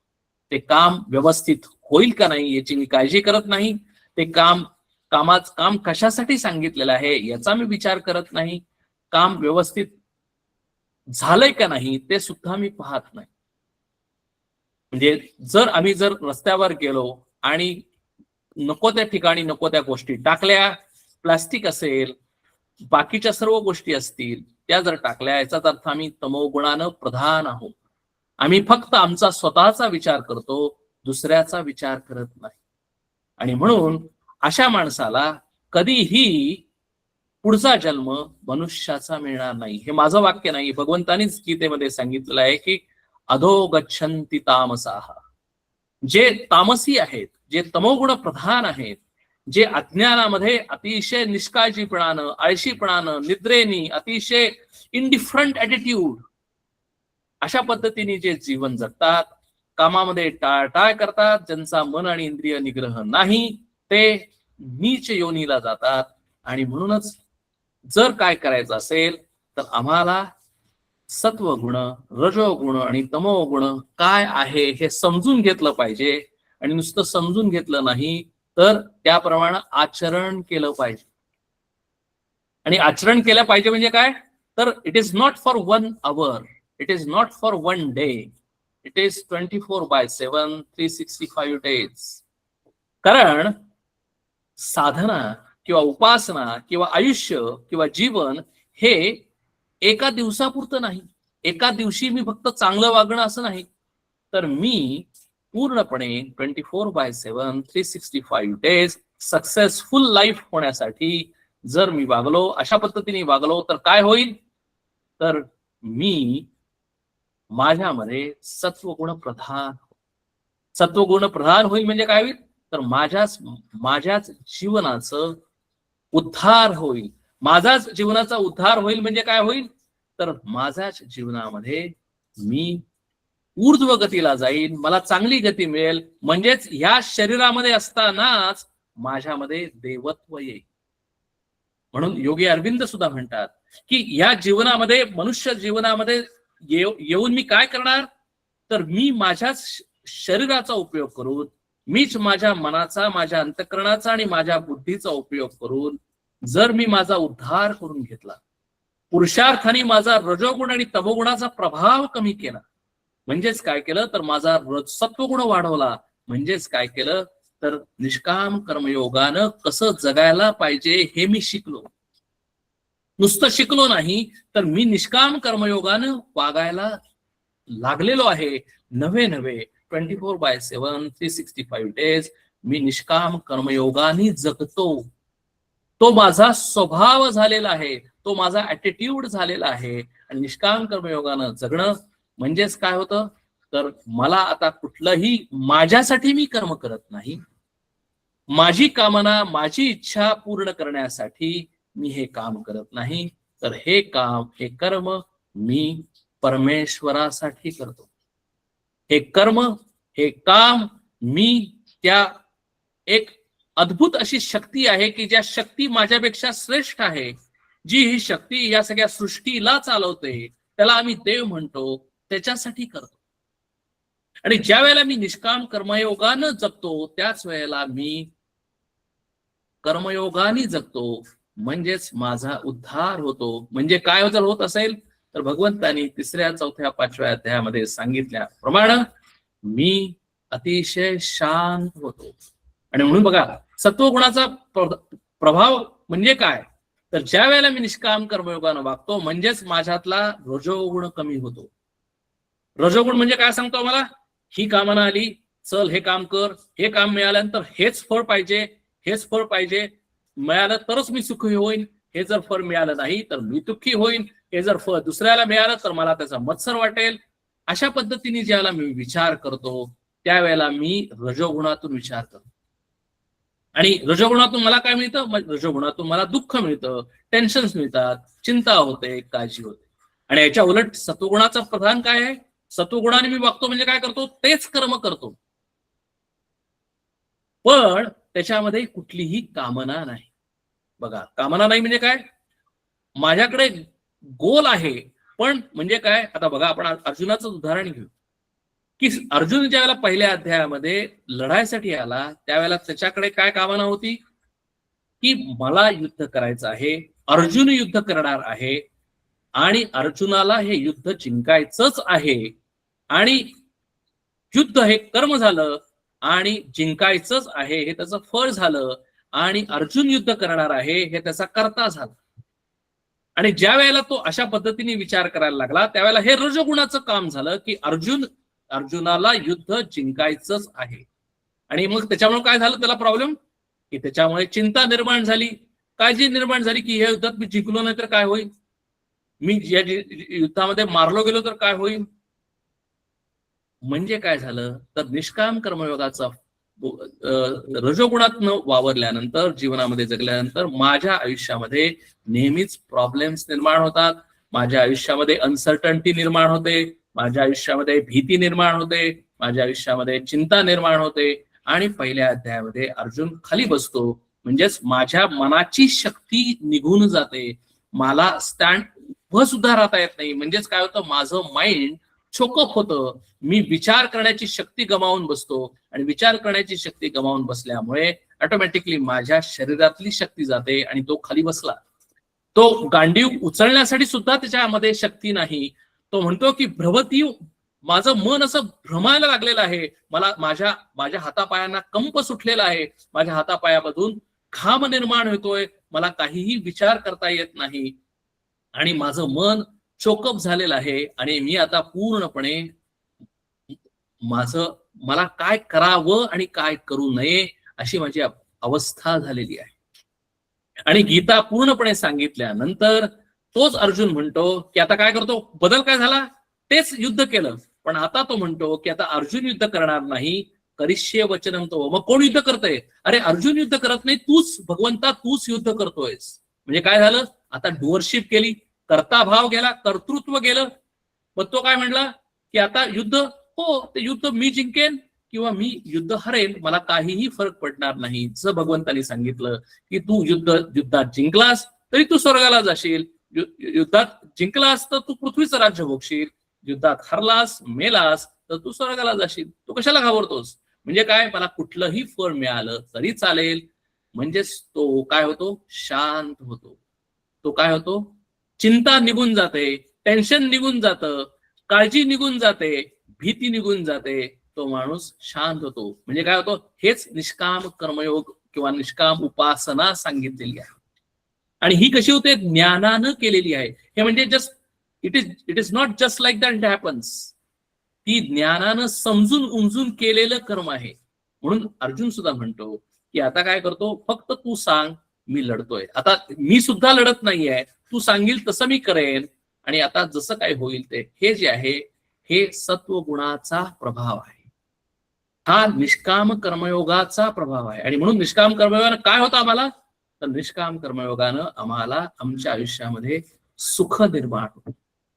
निष्काम कर्मयोगानं आमच्या आयुष्यामध्ये शांतता निर्माण होते. निष्काम कर्मयोगानं आमच्या मनामध्ये एक आनंद निर्माण होतो आणि ऑटोमॅटिकली आमच्या मनामध्ये सत्वगुण प्रधान होतो. म्हणजे सत्वगुण प्रधान करण्यासाठी आम्हाला वेगळं काही करायला लागत नाही. सत्वगुण प्रधान करण्यासाठी आम्हाला साधना किंवा उपासना किंवा कर्म काय दिलेलं आहे, तर जे कर्म आम्ही रजोगुणातून करत होतो तेच कर्म करायचं आहे. फक्त ऍटिट्यूड चेंज करायचा आहे आणि ऍटिट्यूड चेंज केल्यानंतर तेच कर्म निष्काम कर्मयोगाच्या ऍटिट्यूडनी केल्यानंतर काय होतं, तर ऑटोमॅटिकली फायदा होतो की माझा रजोगुण कमी होतो आणि माझा सत्वगुण वाढतो. आणि माझा सत्वगुण वाढल्यानंतर काय होतं, तर मी देवत्वाकडे जातो. म्हणजेच माझं ट्रान्सफॉर्मेशन हे मनुष्य, आज माझा मनुष्य म्हणून जन्म झालेला आहे, नंतर माझा मनुष्याचा चांगला मनुष्य होतो, त्या चांगला मनुष्याचा अजून चांगला मनुष्य होतो, त्याचा अजून चांगला मनुष्य होतो आणि त्याची देवत्वाकडे वाटचाल होते. This is like a art of living. आणि याच्या बरोबर उलट जर आम्ही केलं तर माझ्यामध्ये तमोगुण वाढतो, माझ्यामध्ये रजोगुण वाढतो, माझ्यामध्ये आसुरी प्रवृत्ती वाढते. म्हणून आज जर आम्ही बघा, जर समाजामध्ये अनेक ज्या वाईट घटना घडतायत, युद्ध घडतायत, अनेक वाईट घटना, मी आता त्याचं नाव सुद्धा घेत नाही, पण अनेक वाईट घटना आमच्या समोर जर घडत असतील तर हे सगळे वाईट घटना घडवणारे कोण आहेत, ते माणसं नाहीत, ती रजोगुणी माणसं नाहीत, ते आसुर आहेत. ते राक्षसी वृत्तीनं, फक्त शरीर मनुष्याचं आहे पण आत त्यांच्यामध्ये आसुरी किंवा राक्षसी वृत्ती म्हणजेच राक्षसी मन असल्यामुळे ते सर्व काही कृत्य करतायत, कर्म करतायत, ती वाईट कृत्य करतायत, त्याच्यातून सर्व वाईट फळं ते भोगतायत आणि त्यांचं काय होतंय, ते अधःपतन करून घेत आहेत. आणि म्हणून सगळ्यात महत्वाचं काय आहे, तर आम्हाला सत्वगुण प्रधान जीवन जगणं, एक अतिशय सत्सद विवेक बुद्धीनं जीवन जगणं. चांगले बुद्धीनं जगणं म्हणजे थोडक्यात काय, की सकाळी उठल्यापासून रात्री झोपेपर्यंत मी चांगला विचार करतो, त्या चांगल्या विचारांनी मी चांगलं कर्म करतो, त्या चांगल्या कर्मानं माझं सदाचार होतो, आचरण चांगलं होतं, त्या चांगल्या कर्मातून माझ्या मनामध्ये चांगले भाव निर्माण होतात आणि ते चांगले भाव निर्माण झाल्यानंतर माझ्याच मनामध्ये एक सुख, समाधान आणि ज्ञान हे फळ मला मिळतं. हेच या सत्वगुणाचं लक्षण आहे, हाच या सत्वगुणाचा प्रभाव आहे. आणि म्हणून इथं समर्थ महाराज म्हणतात, सत्व रज तम आहे ज्याचे अंगी, याची गुणे जगी वाया गेला. वाया का गेला? कारण सत्व काय, रजोगुण काय, तमोगुण काय हे मला समजलं नसल्यामुळे मी जसं जगायला, जसं जो गुण माझ्यामध्ये डॉमिनंट होईल त्या पद्धतीने मी जगल्यामुळे, त्याप्रमाणे वागल्यामुळे, कसा मी वागतो याच्यावर माझं बंधन नसल्यामुळे काय होतं, तर मी माझं आयुष्य वाया घालवतो. आणि इथं समर्थ महाराज म्हणतात की तम म्हणजे काय, नरकची केवळ. आपण पाहिलं की तमोगुण हा नरकच आहे. हा नरक का आहे, की जी माणसं तमोगुणाने वागतात त्यांच्या आयुष्यामध्ये अनेक दुःखाचे प्रसंग, महाभयानक दुःखाचे प्रसंग, अनेक जे आमच्या जर आयुष्यामध्ये जर दुःखाचे प्रसंग, संकट जर कोसळत असतील एका पाठोपाठ एक, तर लक्षात ठेवावं साधकांनी, उपासकांनी, की मीच माझ्या आयुष्यामध्ये पूर्वी काहीतरी वाईट कृत्य केलेली असतील, वाईट कर्म केलेली असतील, त्याचे भोग मला मिळत आहेत. आणि ते भोग भोगताना साधकाची वृत्ती कशी असावी, की ते भोग भोगल्यानंतर ते संपतात. म्हणून परमेश्वरा, हे भगवंता, ते भोग भोगण्यासाठी मला तू स्थैर्य दे, भोग भोगण्यासाठी मला तू बळ दे, शक्ती दे. म्हणजे काय होईल, तर ते मी शांतपणाने भोगून संपवेन.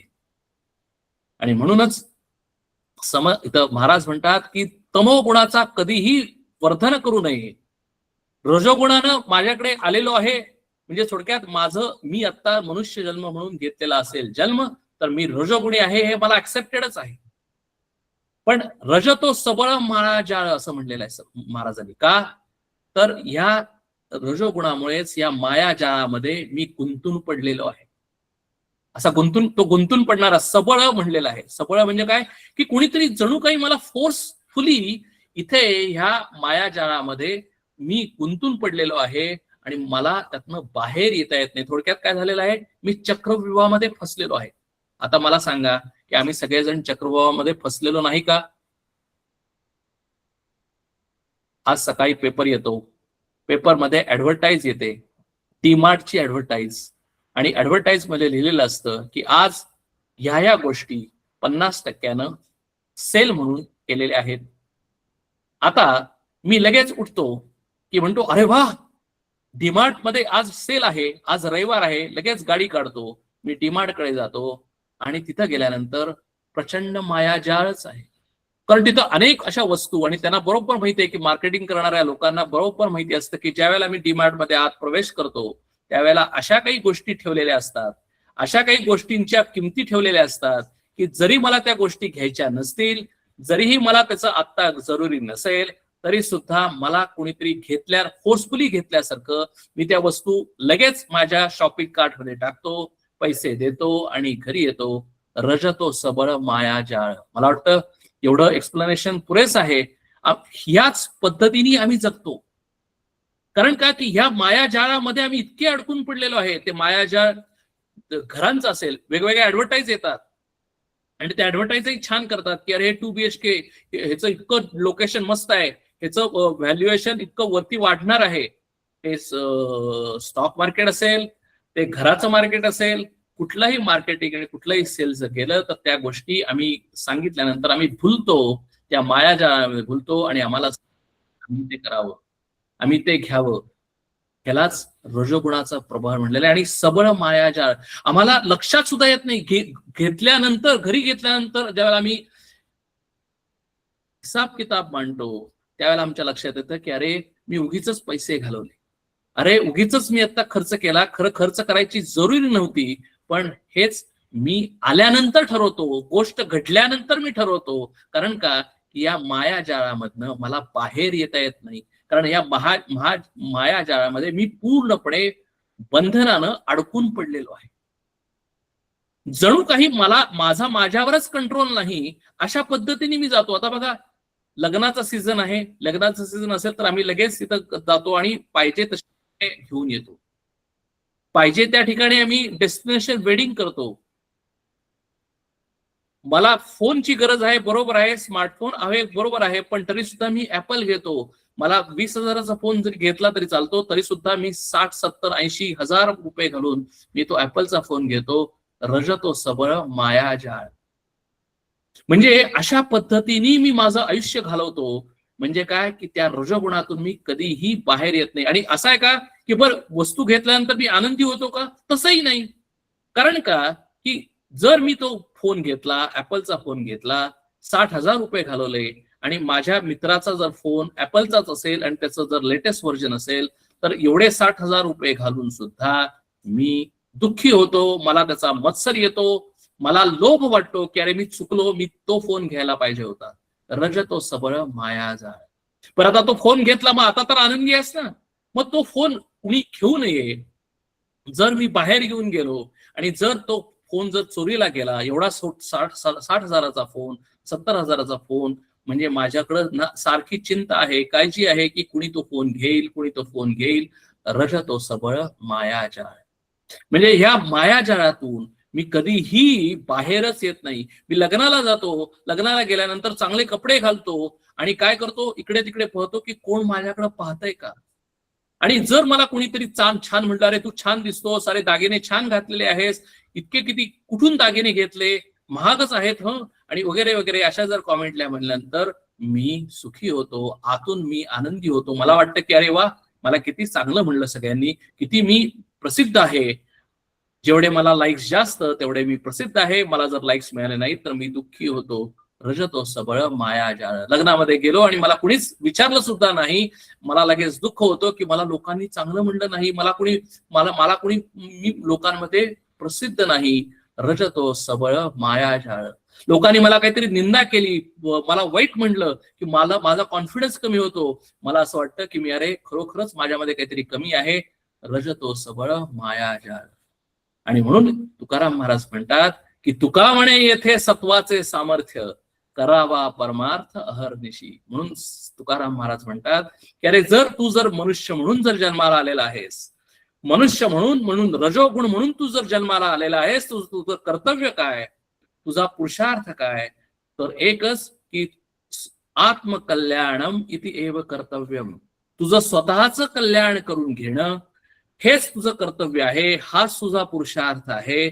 आणि हा पुरुषार्थ तू कसा करशील, तर तुझा तमोगुण आणि रजोगुण ज्याला कमी कमी करशील आणि तुझा सत्वगुणाचा प्रधान तू करशील स्वतःला पुरुषार्थानं, प्रयत्नानं. यत्न तो देव जाणावा. आणि त्यासाठी प्रयत्ने वाळूचे कण रगडिता तेलही गळे. हे सगळं आपण लहानपणी ऐकलेलं आहे. म्हणून तुका म्हणे येथे सत्वाचे सामर्थ्य, म्हणजे सत्वगुण प्रधान करण्यासाठी, म्हणजे वाईट गोष्टी करण्यासाठी आम्हाला काहीही कष्ट करायला लागत नाही, पण चांगल्या गोष्टी करण्यासाठी आम्हाला कष्ट करायला लागतात, आम्हाला प्रयत्न करायला लागतात. म्हणजे वाईट गुण लगेच येतात, पण चांगले गुण येण्यासाठी आम्हाला प्रयत्न करायला लागतात. म्हणून सत्वगुण येण्यासाठी, रजोगुण बाय डिफॉल्टच आमच्यात आहे, पण त्या रजोगुण कमी करण्यासाठी, आम्हाला सत्वगुण वाढवण्यासाठी आम्हाला पुरुषार्थ केला पाहिजे, आम्हाला प्रयत्न केला पाहिजे. आणि म्हणून इथे म्हणतात की तुका म्हणे येथे सत्वाचे सामर्थ्य, करावा परमार्थ अहर्निशी. म्हणून महाराज म्हणतात की काय करायचं, आणि यालाच परमार्थ म्हणतात. आज आपल्या समाजामध्ये परमार्थ आणि अध्यात्म याच्याबद्दल बरंच मिसअंडरस्टँडिंग आहे. मी 2 तास पूजा करतो म्हणजे मी आध्यात्मिक आहे. मी सर्व तीर्थक्षेत्रांना जाऊन आलो म्हणजेच मी परमार्थ करतो. मी इतकं मेडिटेशन करतो, इतक्या माळा करतो म्हणजे माझा परमार्थ मोठा आहे, मी श्रेष्ठ आहे. अशा पद्धतीने आम्ही परमार्थ करतो. महाराज इथे म्हणतात की it is outcome based education. तू या सगळ्या गोष्टी केल्यास आणि तरी सुद्धा तुझं मन जर बदललं नाही, जर तुझ्या मनामध्ये सत्वगुण प्रधान जर तू झाला नाहीस, तर त्याचा काहीही उपयोग नाही. आणि म्हणून मग आता मला कळणार कसं की माझ्यामध्ये सत्वगुण आहे का नाही? सत्वगुणाचं एकच फळ आहे की ती म्हणजे मनाची शांतता. ते म्हणजे मनामध्ये असणारं सुखाचं वर्धनता. म्हणजे माझ्याच मनामध्ये जीवन जगत असताना मी जर सुखी झालो, मी जर आनंदी झालो, माझं जर आयुष्यामध्ये मी स्थिर झालो, माझ्या आयुष्यातले डाऊट्स, कन्फ्युजन, प्रश्न जर कमी झाले, तरच माझ्या मनामध्ये सत्वगुण वाढलेला आहे हे साधकांनी समजावं. आणि जर त्याच्यामध्ये जर तो सत्वगुण वाढलेला असेल, तोच परमार्थ आहे असं महाराज इथं म्हणतात. म्हणून तुका म्हणे येथे सत्वात, म्हणून इथे स्टेप बाय स्टेप आहे. म्हणून महाराजांनी ज्या वेळेला भंडाऱ्याच्या डोंगरावर जाऊन अनेक वेळेला ज्ञानेश्वरीचं पारायण केलं असं आम्ही म्हणतो, त्यावेळेला ते नुसतं वाचलं नाही, ते नुसतं पारायण म्हणजे त्याचं आवर्तन केली नाही, नुसतं फक्त घोकमपट्टी केली नाही, तो अभ्यास केला नाही, तर ते मनामध्ये समजून घेऊन ते सगळं पारायण केलं. मनामध्ये समजून घेऊन मन चेंज केलं, रजोगुण कमी केला आणि सत्वगुण वाढवला. आणि सत्वगुण ज्या वेळेला वाढवला त्याच वेळेला महाराजांना लक्षात आलं की हेच परमार्थ आहे. त्याच वेळेला महाराजांना लक्षात आलं की अरे माझा भगवंत, माझा पांडुरंग कुठे आहे. म्हणजे पांडुरंग कुठे आहे हे त्यांना ज्या वेळेला कळलं, त्याच वेळेला इथं म्हणतात की तोच परमार्थ आहे, दुसरा तिसरा कुठलाही परमार्थ नाही. तुका म्हणे येथे सत्वाचे सामर्थ्य, करावा परमार्थ अहर्निशी. आणि म्हणून शब्द वापरलाय अहर्निशी. म्हणजे काय? 1 तास नाही, 2 तास नाही, 3 तास नाही, अहर्निशी म्हणजे continuous. Consistency is the key. 24/7 365 days. म्हणजे आम्ही परमार्थ करतो, आम्ही अध्यात्म करतो, आम्ही सत्वगुण वाढवण्याचा अभ्यास करतो. म्हणजे काय करतो? 1 तास अभ्यास करत नाही, 1 तास साधना करत नाही, तर अहर्निशी आम्ही साधना करतो. म्हणजे आमचं जीवनच साधनामय झालेलं आहे. आणि जीवनच साधनामय होणं म्हणजे काय? तर 24/7 365 डेज निष्काम कर्मयोगानं जगणं. म्हणजे काय? परमेश्वरासाठी जगणं. म्हणजे काय? तर मला आता माझ्या आयुष्यामध्ये कुठल्याही कामना नाहीत, मला कुठल्याही इच्छा नाहीत. मी कुणासाठी जगतो? मी परमेश्वरासाठी जगतो. मग परमेश्वरासाठी जगतो म्हणजे मग परमेश्वर जे काही मला सांगेल ते मी करतो. जे सांगेल ते करतो. त्याच्यातनं जे काही मिळणार आहे ते त्याचं फळ आहे म्हणून मी घेतो आणि अशा पद्धतीने माझा दिवस मी व्यतीत करतो. हाच परमार्थ आहे. याच्या व्यतिरिक्त दुसरा कुठलाही परमार्थ नाही. आणि मग त्यालाच त्याचं ते रिझल्ट कळतात, त्याचं आउटकम कळतं की अरे तो माणूस शांत होतो. त्याला त्याचा पांडुरंग कुठे आहे, कसा आहे ते हळूहळू समजतं.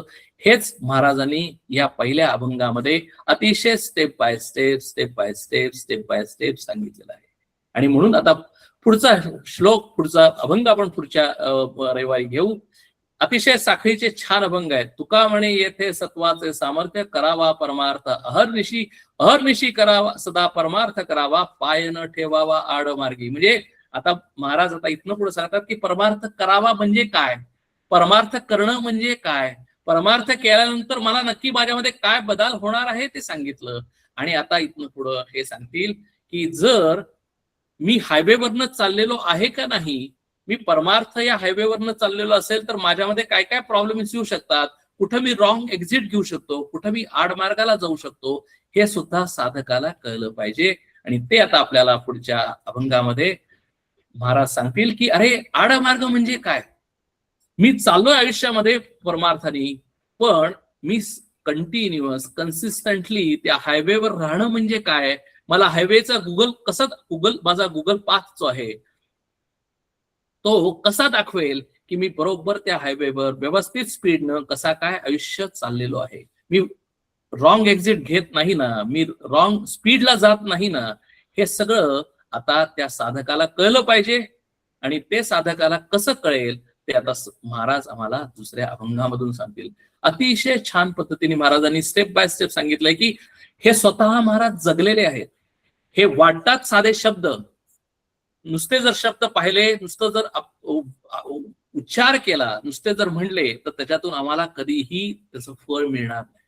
पण हे समजून उमजून जर आम्ही वाचलं, समजून उमजून आम्ही दररोज नित्योपासना केली, समजून उमजून आम्ही त्याप्रमाणे वागलो, तर आम्हालाच कळेल की आमच्या आयुष्यामध्ये सत्वगुण वाढत चाललेला आहे. आमच्याच आयुष्यामध्ये कालच्यापेक्षा आज आम्ही शांत झालेलो आहे, कालच्यापेक्षा आज आम्ही आनंदी झालेलो आहे, कालच्यापेक्षा आज आमचं टेन्शन कमी झालेलं आहे, कालच्यापेक्षा आज माझी चिंता काळजी कमी झालेली आहे, कालच्यापेक्षा आज माझी भीती कमी झालेली आहे. तुका म्हणे येथे सत्वाचे सामर्थ्य, करावा परमार्थ अहर्निशी. हाच परमार्थ आहे, हेच सत्वाचं सामर्थ्य आहे, हेच या नरदेहाचं उद्दिष्ट आहे, हेच या नरदेहाचं एक येऊन ऑब्जेक्टिव्ह आहे असं इथं महाराज सांगतात. आपण हेच पुढच्या रविवारी कंटिन्यू करू. आज आपण इथेच थांबूया. हरिओम तत्सत.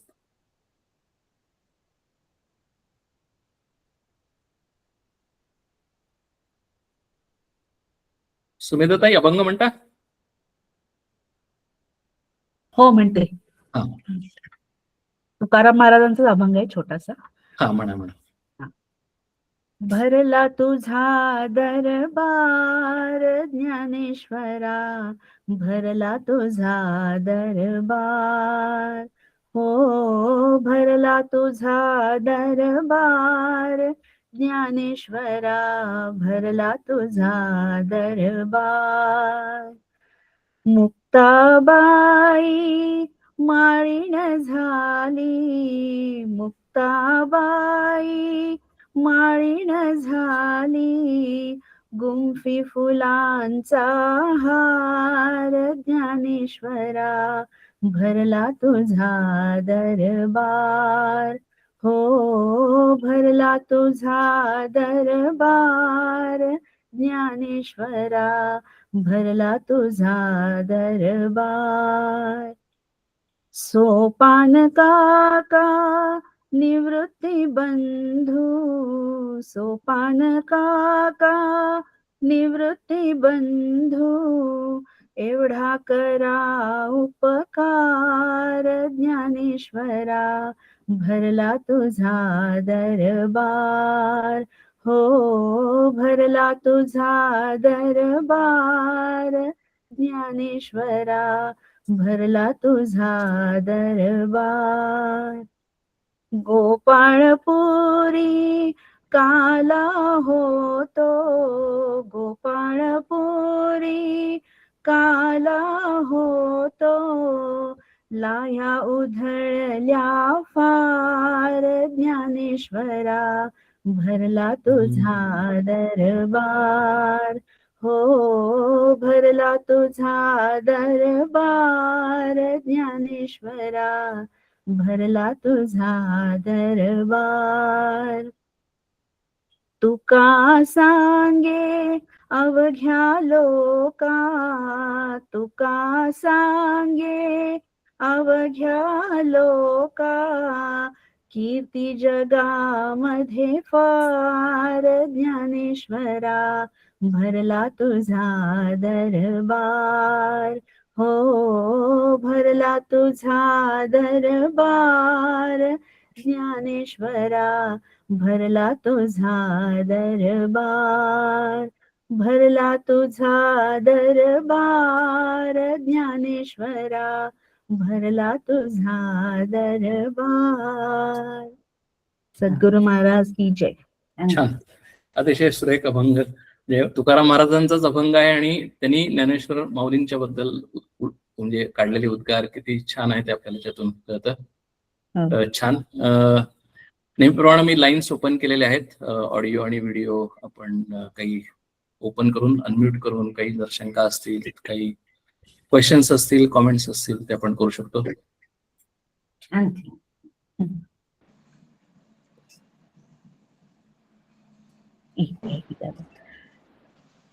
दादा आजचं हे छान झालं सेशन. आणि सत्वरजतम गुण सांगण्यासाठी तुम्ही जो बर्नरचं एक्झाम्पल घेतलं होतं ते जास्त चांगलं वाटलं. कारण सत्वरुजी जो म्हणजे आपसुकच उजळून निघालेला असतो ना गुणांनी, त्यामुळे तो गोल्डन कलरचा तुम्ही दाखवलात मला वाटतं. हो नाही बरोबर. तर ते स्टेप बाय स्टेप त्याचा रंग पण बदललेला आहे, त्यामुळे ते लक्षात आलं पटकन. त्यासाठीच ते केलेलं होतं की आपल्या सगळ्यांना नेहमीच दिसणारं उदाहरण आहे की त्याने ते बर्नर आपण साफ करायचा प्रयत्न करतो, ते स्वच्छ करायचा प्रयत्न करतो, पण तसाचा तसा बर्नर आपण कधीच साफ करू शकत नाही. तो इतका पहिल्या दिवशी असणारा जो बर्नर आहे तसा आम्ही कधीही बर्नर करू शकत नाही. जर आपला सगळ्यांचा जर अनुभव असेल तर आम्ही ते मन सारखं क्षणोक्षणी वापरतो. आणि इथं जर आम्ही सत्वगुणी मन करणं म्हणजे इतकं स्वच्छ मन करणं, शुद्ध मन करणं हे किती अवघड आहे हे आपल्याला याच्यातून लक्षात येतं, या उदाहरणातून लक्षात येतं. पण हे तितकंच खरं आहे की महाराजांनी आपल्याला ह्याच्यातून हे सांगितलंय की आम्ही अशा पद्धतीने केल्यानंतर असं आम्ही ते ऑटोमॅटिकली आमचं मन शुद्ध होत जातं, सत्वगुण प्रधान होत जातं आणि आम्ही आमच्या आयुष्यामध्ये आम्हाला आनंद, सुख, समाधान, शांतीचा अनुभव येतो. याच्यासाठीच आम्ही हे सगळं करतो. तुम्ही आणि दोघे मिळून छान हे म्हणता ना हे. आम्ही म्हणतो, बऱ्यापैकी म्हणतो. आणि सासूबाईंच्या पंथामध्ये ते म्हणजे त्यांचे काकाच गुरु आहेत आमचे, बरोबर. तर बऱ्याचदा आमच्याकडे म्हणले जातात आणि त्याची मला चाल पण खूप छान वाटली. म्हणजे म्हणायला सुद्धा सोपी आहे, पण ते एका फ्लो मध्ये सगळे म्हणले जातात ना, त्यामध्ये दोन एकदम पटकन संपल्यासारखे वाटले. करेक्ट. नाही, ते ऍक्च्युली हे नित्यपाठासाठी अतिशय सुरेख अभंग आहेत की संबंध सगळ्या ह्याचं सार महाराजांनी स्टेप बाय स्टेप ह्या 12 अभंगामध्ये लिहिलेलं आहे की आम्हाला हे जर 12 अभंग जर ऐकले, वाचले आणि त्याप्रमाणे आचरण केलं तर खरं तसं बघायला गेलं तर दुसरं काहीही करायचं कारण नाही, दुसरं काहीही वाचायचं कारण नाही, दुसरं काहीही करायचं. कारण फायनली काय आहे की किती वाचणार आम्ही, किती समजून घेणार. हा ग्रंथ वाचला, तो ग्रंथ वाचला, हे समजून घेतलं, ते समजून घेतलं, पण त्याच्याऐवजी हे जर फक्त आम्ही 12 अभंग वाचले आणि त्या पद्धतीने आम्ही जर आचरण केलं तर आम्हाला खरोखर आमचं आयुष्य चेंज केल्यासारखं वाटतं, व्हायला पाहिजे. इतकं ते पॉवर ह्या अभंगामध्ये आहे, महाराजांच्या अभंगामध्ये. सगळं सार महाराजांनी या त्यांच्या हे केलं. आमेन. आरतीताई 2 मिनिटं, कारण आवाज येतोय. तर म्हणून हे जे सगळं जे सार त्याच्यामध्ये त्यांनी महाराजांनी घातलंय, म्हणून हे जास्त अभंग महत्वाचे. म्हणून बऱ्याच वेळेला कसं होतं की आम्ही जरी तुकाराम महाराजांची पूर्णपणे गाथा जरी अभ्यासली, ते बऱ्याच वेळा वाटतं की अरे नक्की आपण ह्याच्यातलं काय घ्यायचं, कारण वेगवेगळ्या अवस्थेतले वेगवेगळ्या पद्धतीने महाराजांनी त्यांचं त्याला जे वाटतं त्यावेळेला ते अभंग सांगितले. ते प्रत्येक अभंगाचा ते आम्ही अभ्यास करू शकतो, त्यात घेऊ शकतो. पण आमच्या जर सार रूपाने जर आम्हाला सांगितलं की हे सगळे अभंग ठीक आहे, आम्ही 1 वर्ष 2 वर्ष 3 वर्ष सगळे अभंग वाचले, तर नक्की आम्ही काय घ्यायचं, किती घ्यायचं, असा जर प्रश्न विचारला तर ते सार रूपाने या अभंगाचं महत्व जास्त आहे. म्हणून हे अभंग जास्त नित्यपाठामध्ये का वापरले जातात, म्हणजे वारकरी संप्रदायामध्ये वापरले जातात. अनेक संप्रदाय, तुम्ही आता म्हणला तसं की तुमच्या काकांची ते तुम्हाला सांगितलं, किंवा कन्नूरचे महाराज आहेत गणपतराव महाराज, त्या संप्रदायामध्ये पण हे नित्यपाठामध्ये म्हणले जातात. त्याचं कारणच ते आहे की ह्या सगळ्या संतांनी आम्हाला जर काय केलं असेल, तर आम्हाला आमचं आयुष्य आहे, पण ते आयुष्य जगत असताना दररोज जर आम्ही हे जर अभंग वाचले, ऐकले आणि त्याप्रमाणे आम्हाला जर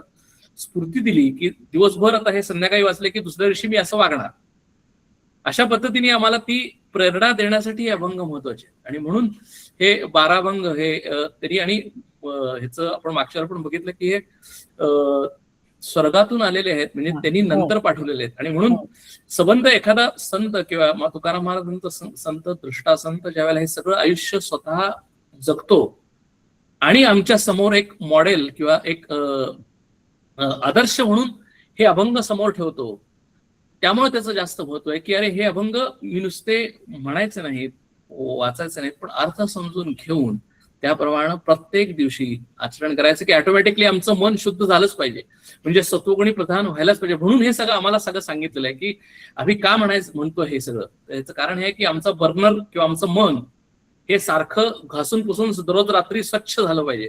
म्हणजे काय की आज दिवसभर मी मन वापरलं, आज संध्याकाळी मी घासून पुसून स्वच्छ केलं की उद्या परत वापरायला तयार स्वच्छ. म्हणजे थोडक्यात काय की मी तमोगुणाकडे आणि रजोगुणाकडे जात नाही, ते कमी कमी करतो आणि सत्वगुणामध्येच राहतो. कारण काय की मी दररोज स्वच्छ करतो, माझं मन स्वच्छ करतो. बरोबर, हाच परमार्थ आहे.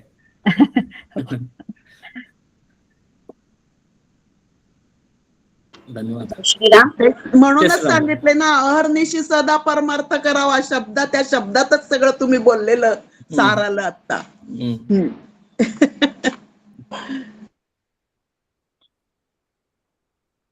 हॅलो. हा, आजचा तर अभंग छानच होता, आपण म्हटलंच त्याप्रमाणे. आजच्या सगळ्यात मुख्य म्हणजे बर्नरचा उपयोग करून, खरा उपयोग तुम्ही केला.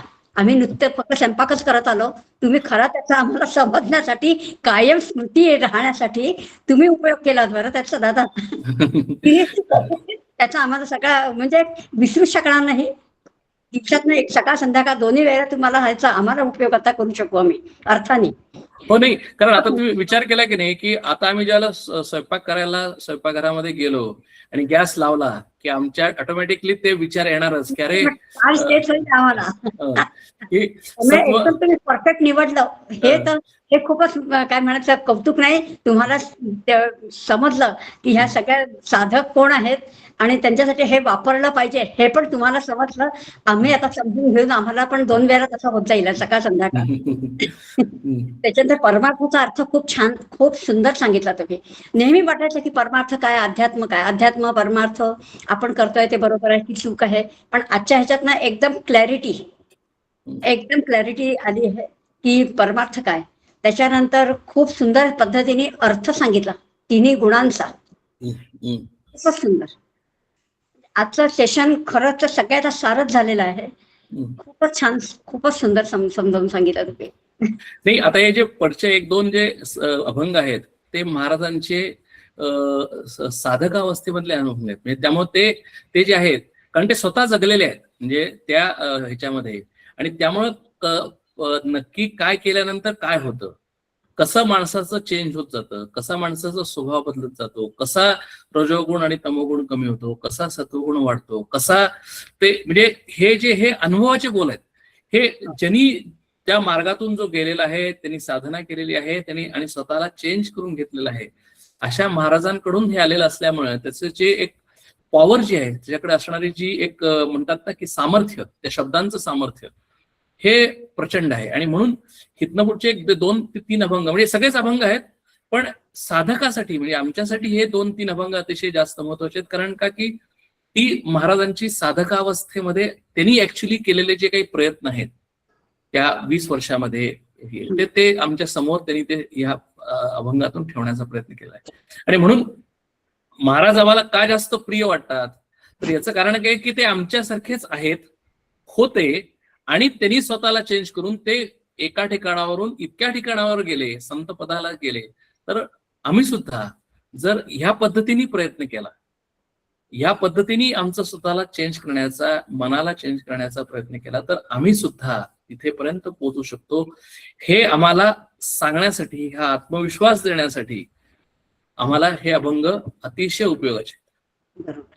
एकादशीला ज्ञानेश्वरांचे अभंग म्हटले, हे हरिपाठ म्हटल्यानंतर हे पण म्हणते 12, पण अर्थ काही कळत नव्हता, नुसतं म्हणायचं आहे म्हणून म्हणत होती. पण आज तुम्ही एवढा इतका सुंदर त्या सगळ्याचा अर्थ सांगितला, पहिल्या श्लोकाचा आणि दुसऱ्याची सुरुवात होणार, एकदम म्हणजे समजायला मदत होतीये की हे नुसतं काय लिहिलेलं, नुसतं आपण वाचतोय ठीक आहे, पण ते एवढं वाचनाची ती जमीन तयार झालेली होती म्हणून आता आज आम्हाला मला अर्थ कळायला सुरुवात झालेली आहे.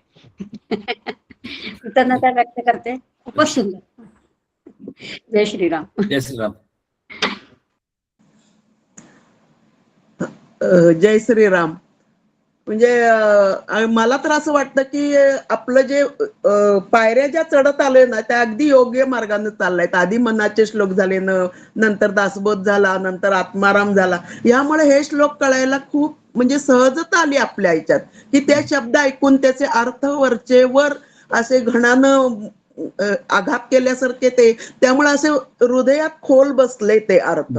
आणि हे शब्द आले ना की तो अर्थ बरोबर त्याचा म्हणजे दुवा साधला जातो, किंवा त्या शब्दाचा अर्थ पण ह्याच्याची कसा योग्य आहे हेही कळायला लागलं. आणि हे तुम्ही जे सांगितलं की फक्त मनुष्य बुद्धीत विवेक करता येतो आणि त्याच्यासाठी उद्धार करावा, हे जी मनात म्हणजे ठसलं गेले नाही ह्या 3 आपल्या कार्यक्रमामुळं, की हा 4था झालाय हा कार्यक्रम, जो म्हणजे सेशन जे सुरू झाले की 12 अभंग, म्हणजे हे सगळ्यात म्हणजे म्हणतात ना 4थी पायरी म्हणतो तसं झालेलं आहे. त्यामुळे आपल्याला कसं सांगू हे कळे ना मला, की त्याच्यातले जे मर्म किंवा त्यांना जे सांगायचं होतं ते फार छान रीतीनं कळते. हे आता ताईंनी म्हटल्याप्रमाणे की नुसतं आपण म्हणजे म्हणत होतो पण त्याच्यात काही अर्थ माहित नव्हता, तसं होत नाहीये. आता प्रत्येक गोष्टीत आपल्याला अर्थ कळायला लागलाय. आणि आधी केले आणि मग सांगितले, हा एक ह्याच्यामध्ये म्हणजे पॉइंट मिळाला की नुसतं सांगत नाही आहेत ते, त्यांनी केलंय आणि मग सांगितलंय.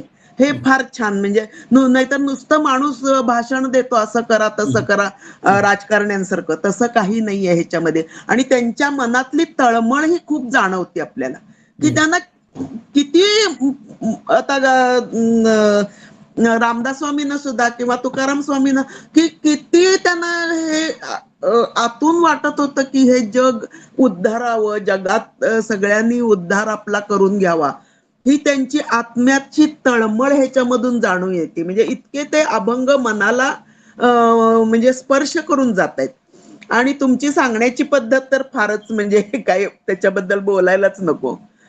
पण आपलं मनुष्य देह हे मशीन असं आहे ना की त्याला कळतंय पण वळत नाही. ते आता जरा वळायला लागलंय हे असं जाणवतंय. आणि हे बर्नरच्या उदाहरणात तर काय आता दिवस अहर्निशीच होणार आहे, कारण आपण सकाळपासून रात्रीपर्यंत झोपेपर्यंत गॅसच्या संपर्कातच असतोय. तेव्हा जेव्हा लायटर हातात घेतो तेव्हा काय चुकलंय आपलं पूर्वीचं, आता काय रिपेअरी करायचं आपल्याला, हे अगदी डोक्यात येणार आहे. फारच छान. आणि त्याच्यातलं चांगलं वाईट कर्म ओळखणे हे सुद्धा तुम्ही फार छान सांगितलं. की म्हणजे आता प्रत्येक गोष्ट काही मी सांगत नाही, पण ते चांगलं वाईट कर्म कसं ओळखायचं हे फार छान सांगितलं.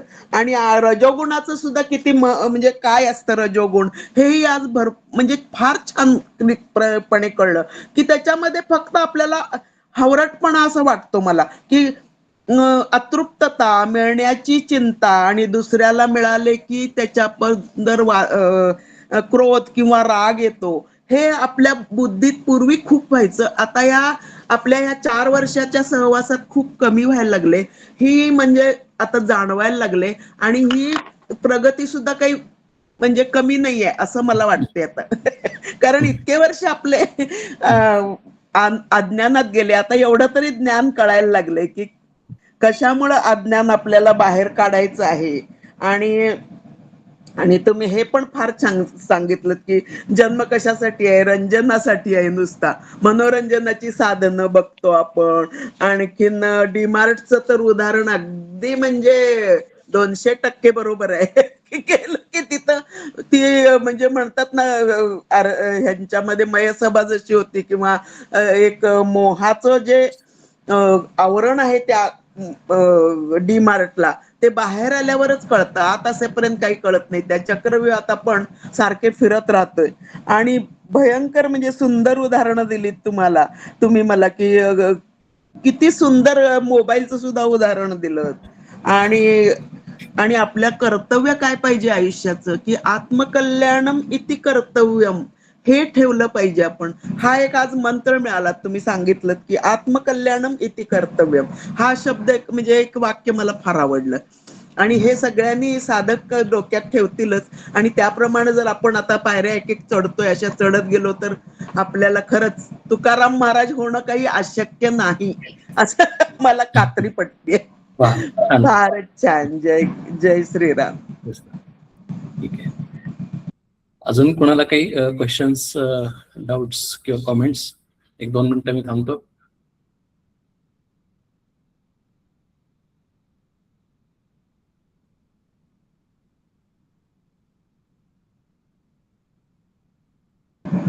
आणि किती त्यांचे शब्द, किती योजना, किती व्यवस्थित होती बघा ना. ते इतके काही शिकलेले नव्हते तरी पण रज तो सबळ मायाजाळ, म्हणजे ह्याच्यावर जरी आपण विचार करायला लागलो ना तरी आपले 2-4 दिवस आरामशीर जातील. म्हणजे कसा कसा रज आहे आणि कसं ते मायाजाळ आहे, हे इतके त्यांनी प्रत्येक शब्द, म्हणजे मला तर इतकं म्हणजे आमच्या संप्रदायात तर रोज संध्याकाळी आम्ही म्हणतोच ते अभंग, पण त्याच्यात अजूनही आता छान छान छान छान एक एक शब्द जरी घेऊन आपण एक दिवस जर त्याच्यावर विचार करायचं, चिंतन मनन करायचं ठरवलं तरी सुद्धा आपल्याला खूप त्याच्यातले विचार अजूनही कळतील असं मला वाटतं. आणि प्रत्येकाने हे विचार आपले प्रकट करावेत असं माझी मनापासून इच्छा आहे. कारण काय, हे आपलं प्लॅटफॉर्म इतकं छान आहे ना की इथं काय आपल्याला बक्षीस किंवा कोण काय म्हणेल हे काही भीती नाहीये कोणाची. आपण जे आहे ते आपलं मन मोकळं करावं, प्रत्येकाने प्रकट व्हावं असं मला अगदी मनापासून वाटतं. जय श्रीराम. जय श्रीराम. चालेल. म्हणजे जसं आता अर्थिताई म्हणलं, जसं की कोणालाही काही कॉमेंट्स असतील, काही प्रश्न असतील, म्हणजे प्रश्नच पाहिजे असं नाही, डाऊट्स असतील असं नाही, पण प्रत्येकाचं आपापलं आयुष्य आहे. प्रत्येकानं ह्या मार्गामध्येच आहेत सगळेजण आणि प्रत्येकजण आपापल्या पद्धतीने त्याचं आपलं प्रगती करून घेतोच आहे. तर आपले आपले अनुभव जर सांगितले तर कसं होतं की बाकीच्या पण साधकांना थोडंसं त्याच्यातून एक म्हणतो की आपण पिअर लर्निंग म्हणून ह्याच्यामध्ये मॅनेजमेंटमध्ये असं की जसं सगळे ग्रुपनी शिकतो आपण, सगळेजण एकमेकांकडून शिकतो, तसं हे याचा अजून जास्त उपयोग होऊ शकेल. कारण ऑनलाईन प्लॅटफॉर्मचा जसा फायदा आहे तसा तोटा पण आहे. फायदा एवढाच आहे की आम्ही सगळेजण वेगवेगळ्या ठिकाणी वेगवेगळ्या गावात असलो तरी सुद्धा आम्ही एकत्र येऊ शकतो. पण तोटा असा आहे की एकमेकांची तोंड दिसत नाहीत, एकमेकांचं हे दिसत नाही, त्यामुळं कुणालाही कुणाचाही फीडबॅक मिळत नाही. त्यामुळं कसं होतं बऱ्याच वेळेला की आपण एकटे ऍक्च्युली ह्याच्यावर विचार केल्यासारखा होतो. पण ह्याचा आपण नंतरचा जो सेशन आहे, म्हणजे हा ग्रुप क्वेश्चन आन्सर सेशन, हा आपण कलेक्टिव्ह विचार करण्यासाठी हे करू, म्हणून जेवढं जास्त एक्सप्रेस होता येईल तेवढं चालेल. 8 तारखेपासून म्हणजे पुढच्या आठवड्यापासून आपल्याला पालखी निघणार आहेत. देहूपासून 7 तारखेला आणि 8 तारखेला माऊलींची पालखी निघणार आहे. आणि त्या पालख्या आता वारीमधून निघतील आषाढी एकादशी पर्यंत. तर आपणही आता मानसवारी करणार आहोत. आपल्या घरी बसूनच, पावसाळ्याचे दिवस आहेत, सगळ्यांना वारीमध्ये जाता येईल असं सांगता येत नाही, पण घरी बसून आम्ही जसं आपण मागच्या वेळेला केलं तसंच ह्या वेळेला सुद्धा अभंग असतील, अभंग म्हणायचे असतील, लेखन असेल, वेगवेगळ्या पद्धतीने लिखाण असेल. थोडक्यात काय की त्या भावामध्ये राहणं, त्या पद्धतीने एक्सप्रेस करणं 24/7, रांगोळ्या असतील किंवा कविता असतील, काही असेल ते आपण ग्रुपवर हे करूया, पोस्ट करूया, की जेणेकरून आपल्याला या सगळ्याचा उपयोग हे आपली प्रगती करून घेणे, आपला उद्धार करून घेणे, आपला त्या भावामध्ये राहणे आणि आपल्या सत्वगुणाचा वाढ करून घेणे हा एवढाच एक आहे. तेवढं सगळ्यांनी त्याचा उपयोग आपल्यासाठी करून घ्यावा असं मी म्हणतो आणि आज इथेच थांबतो. हरिओम.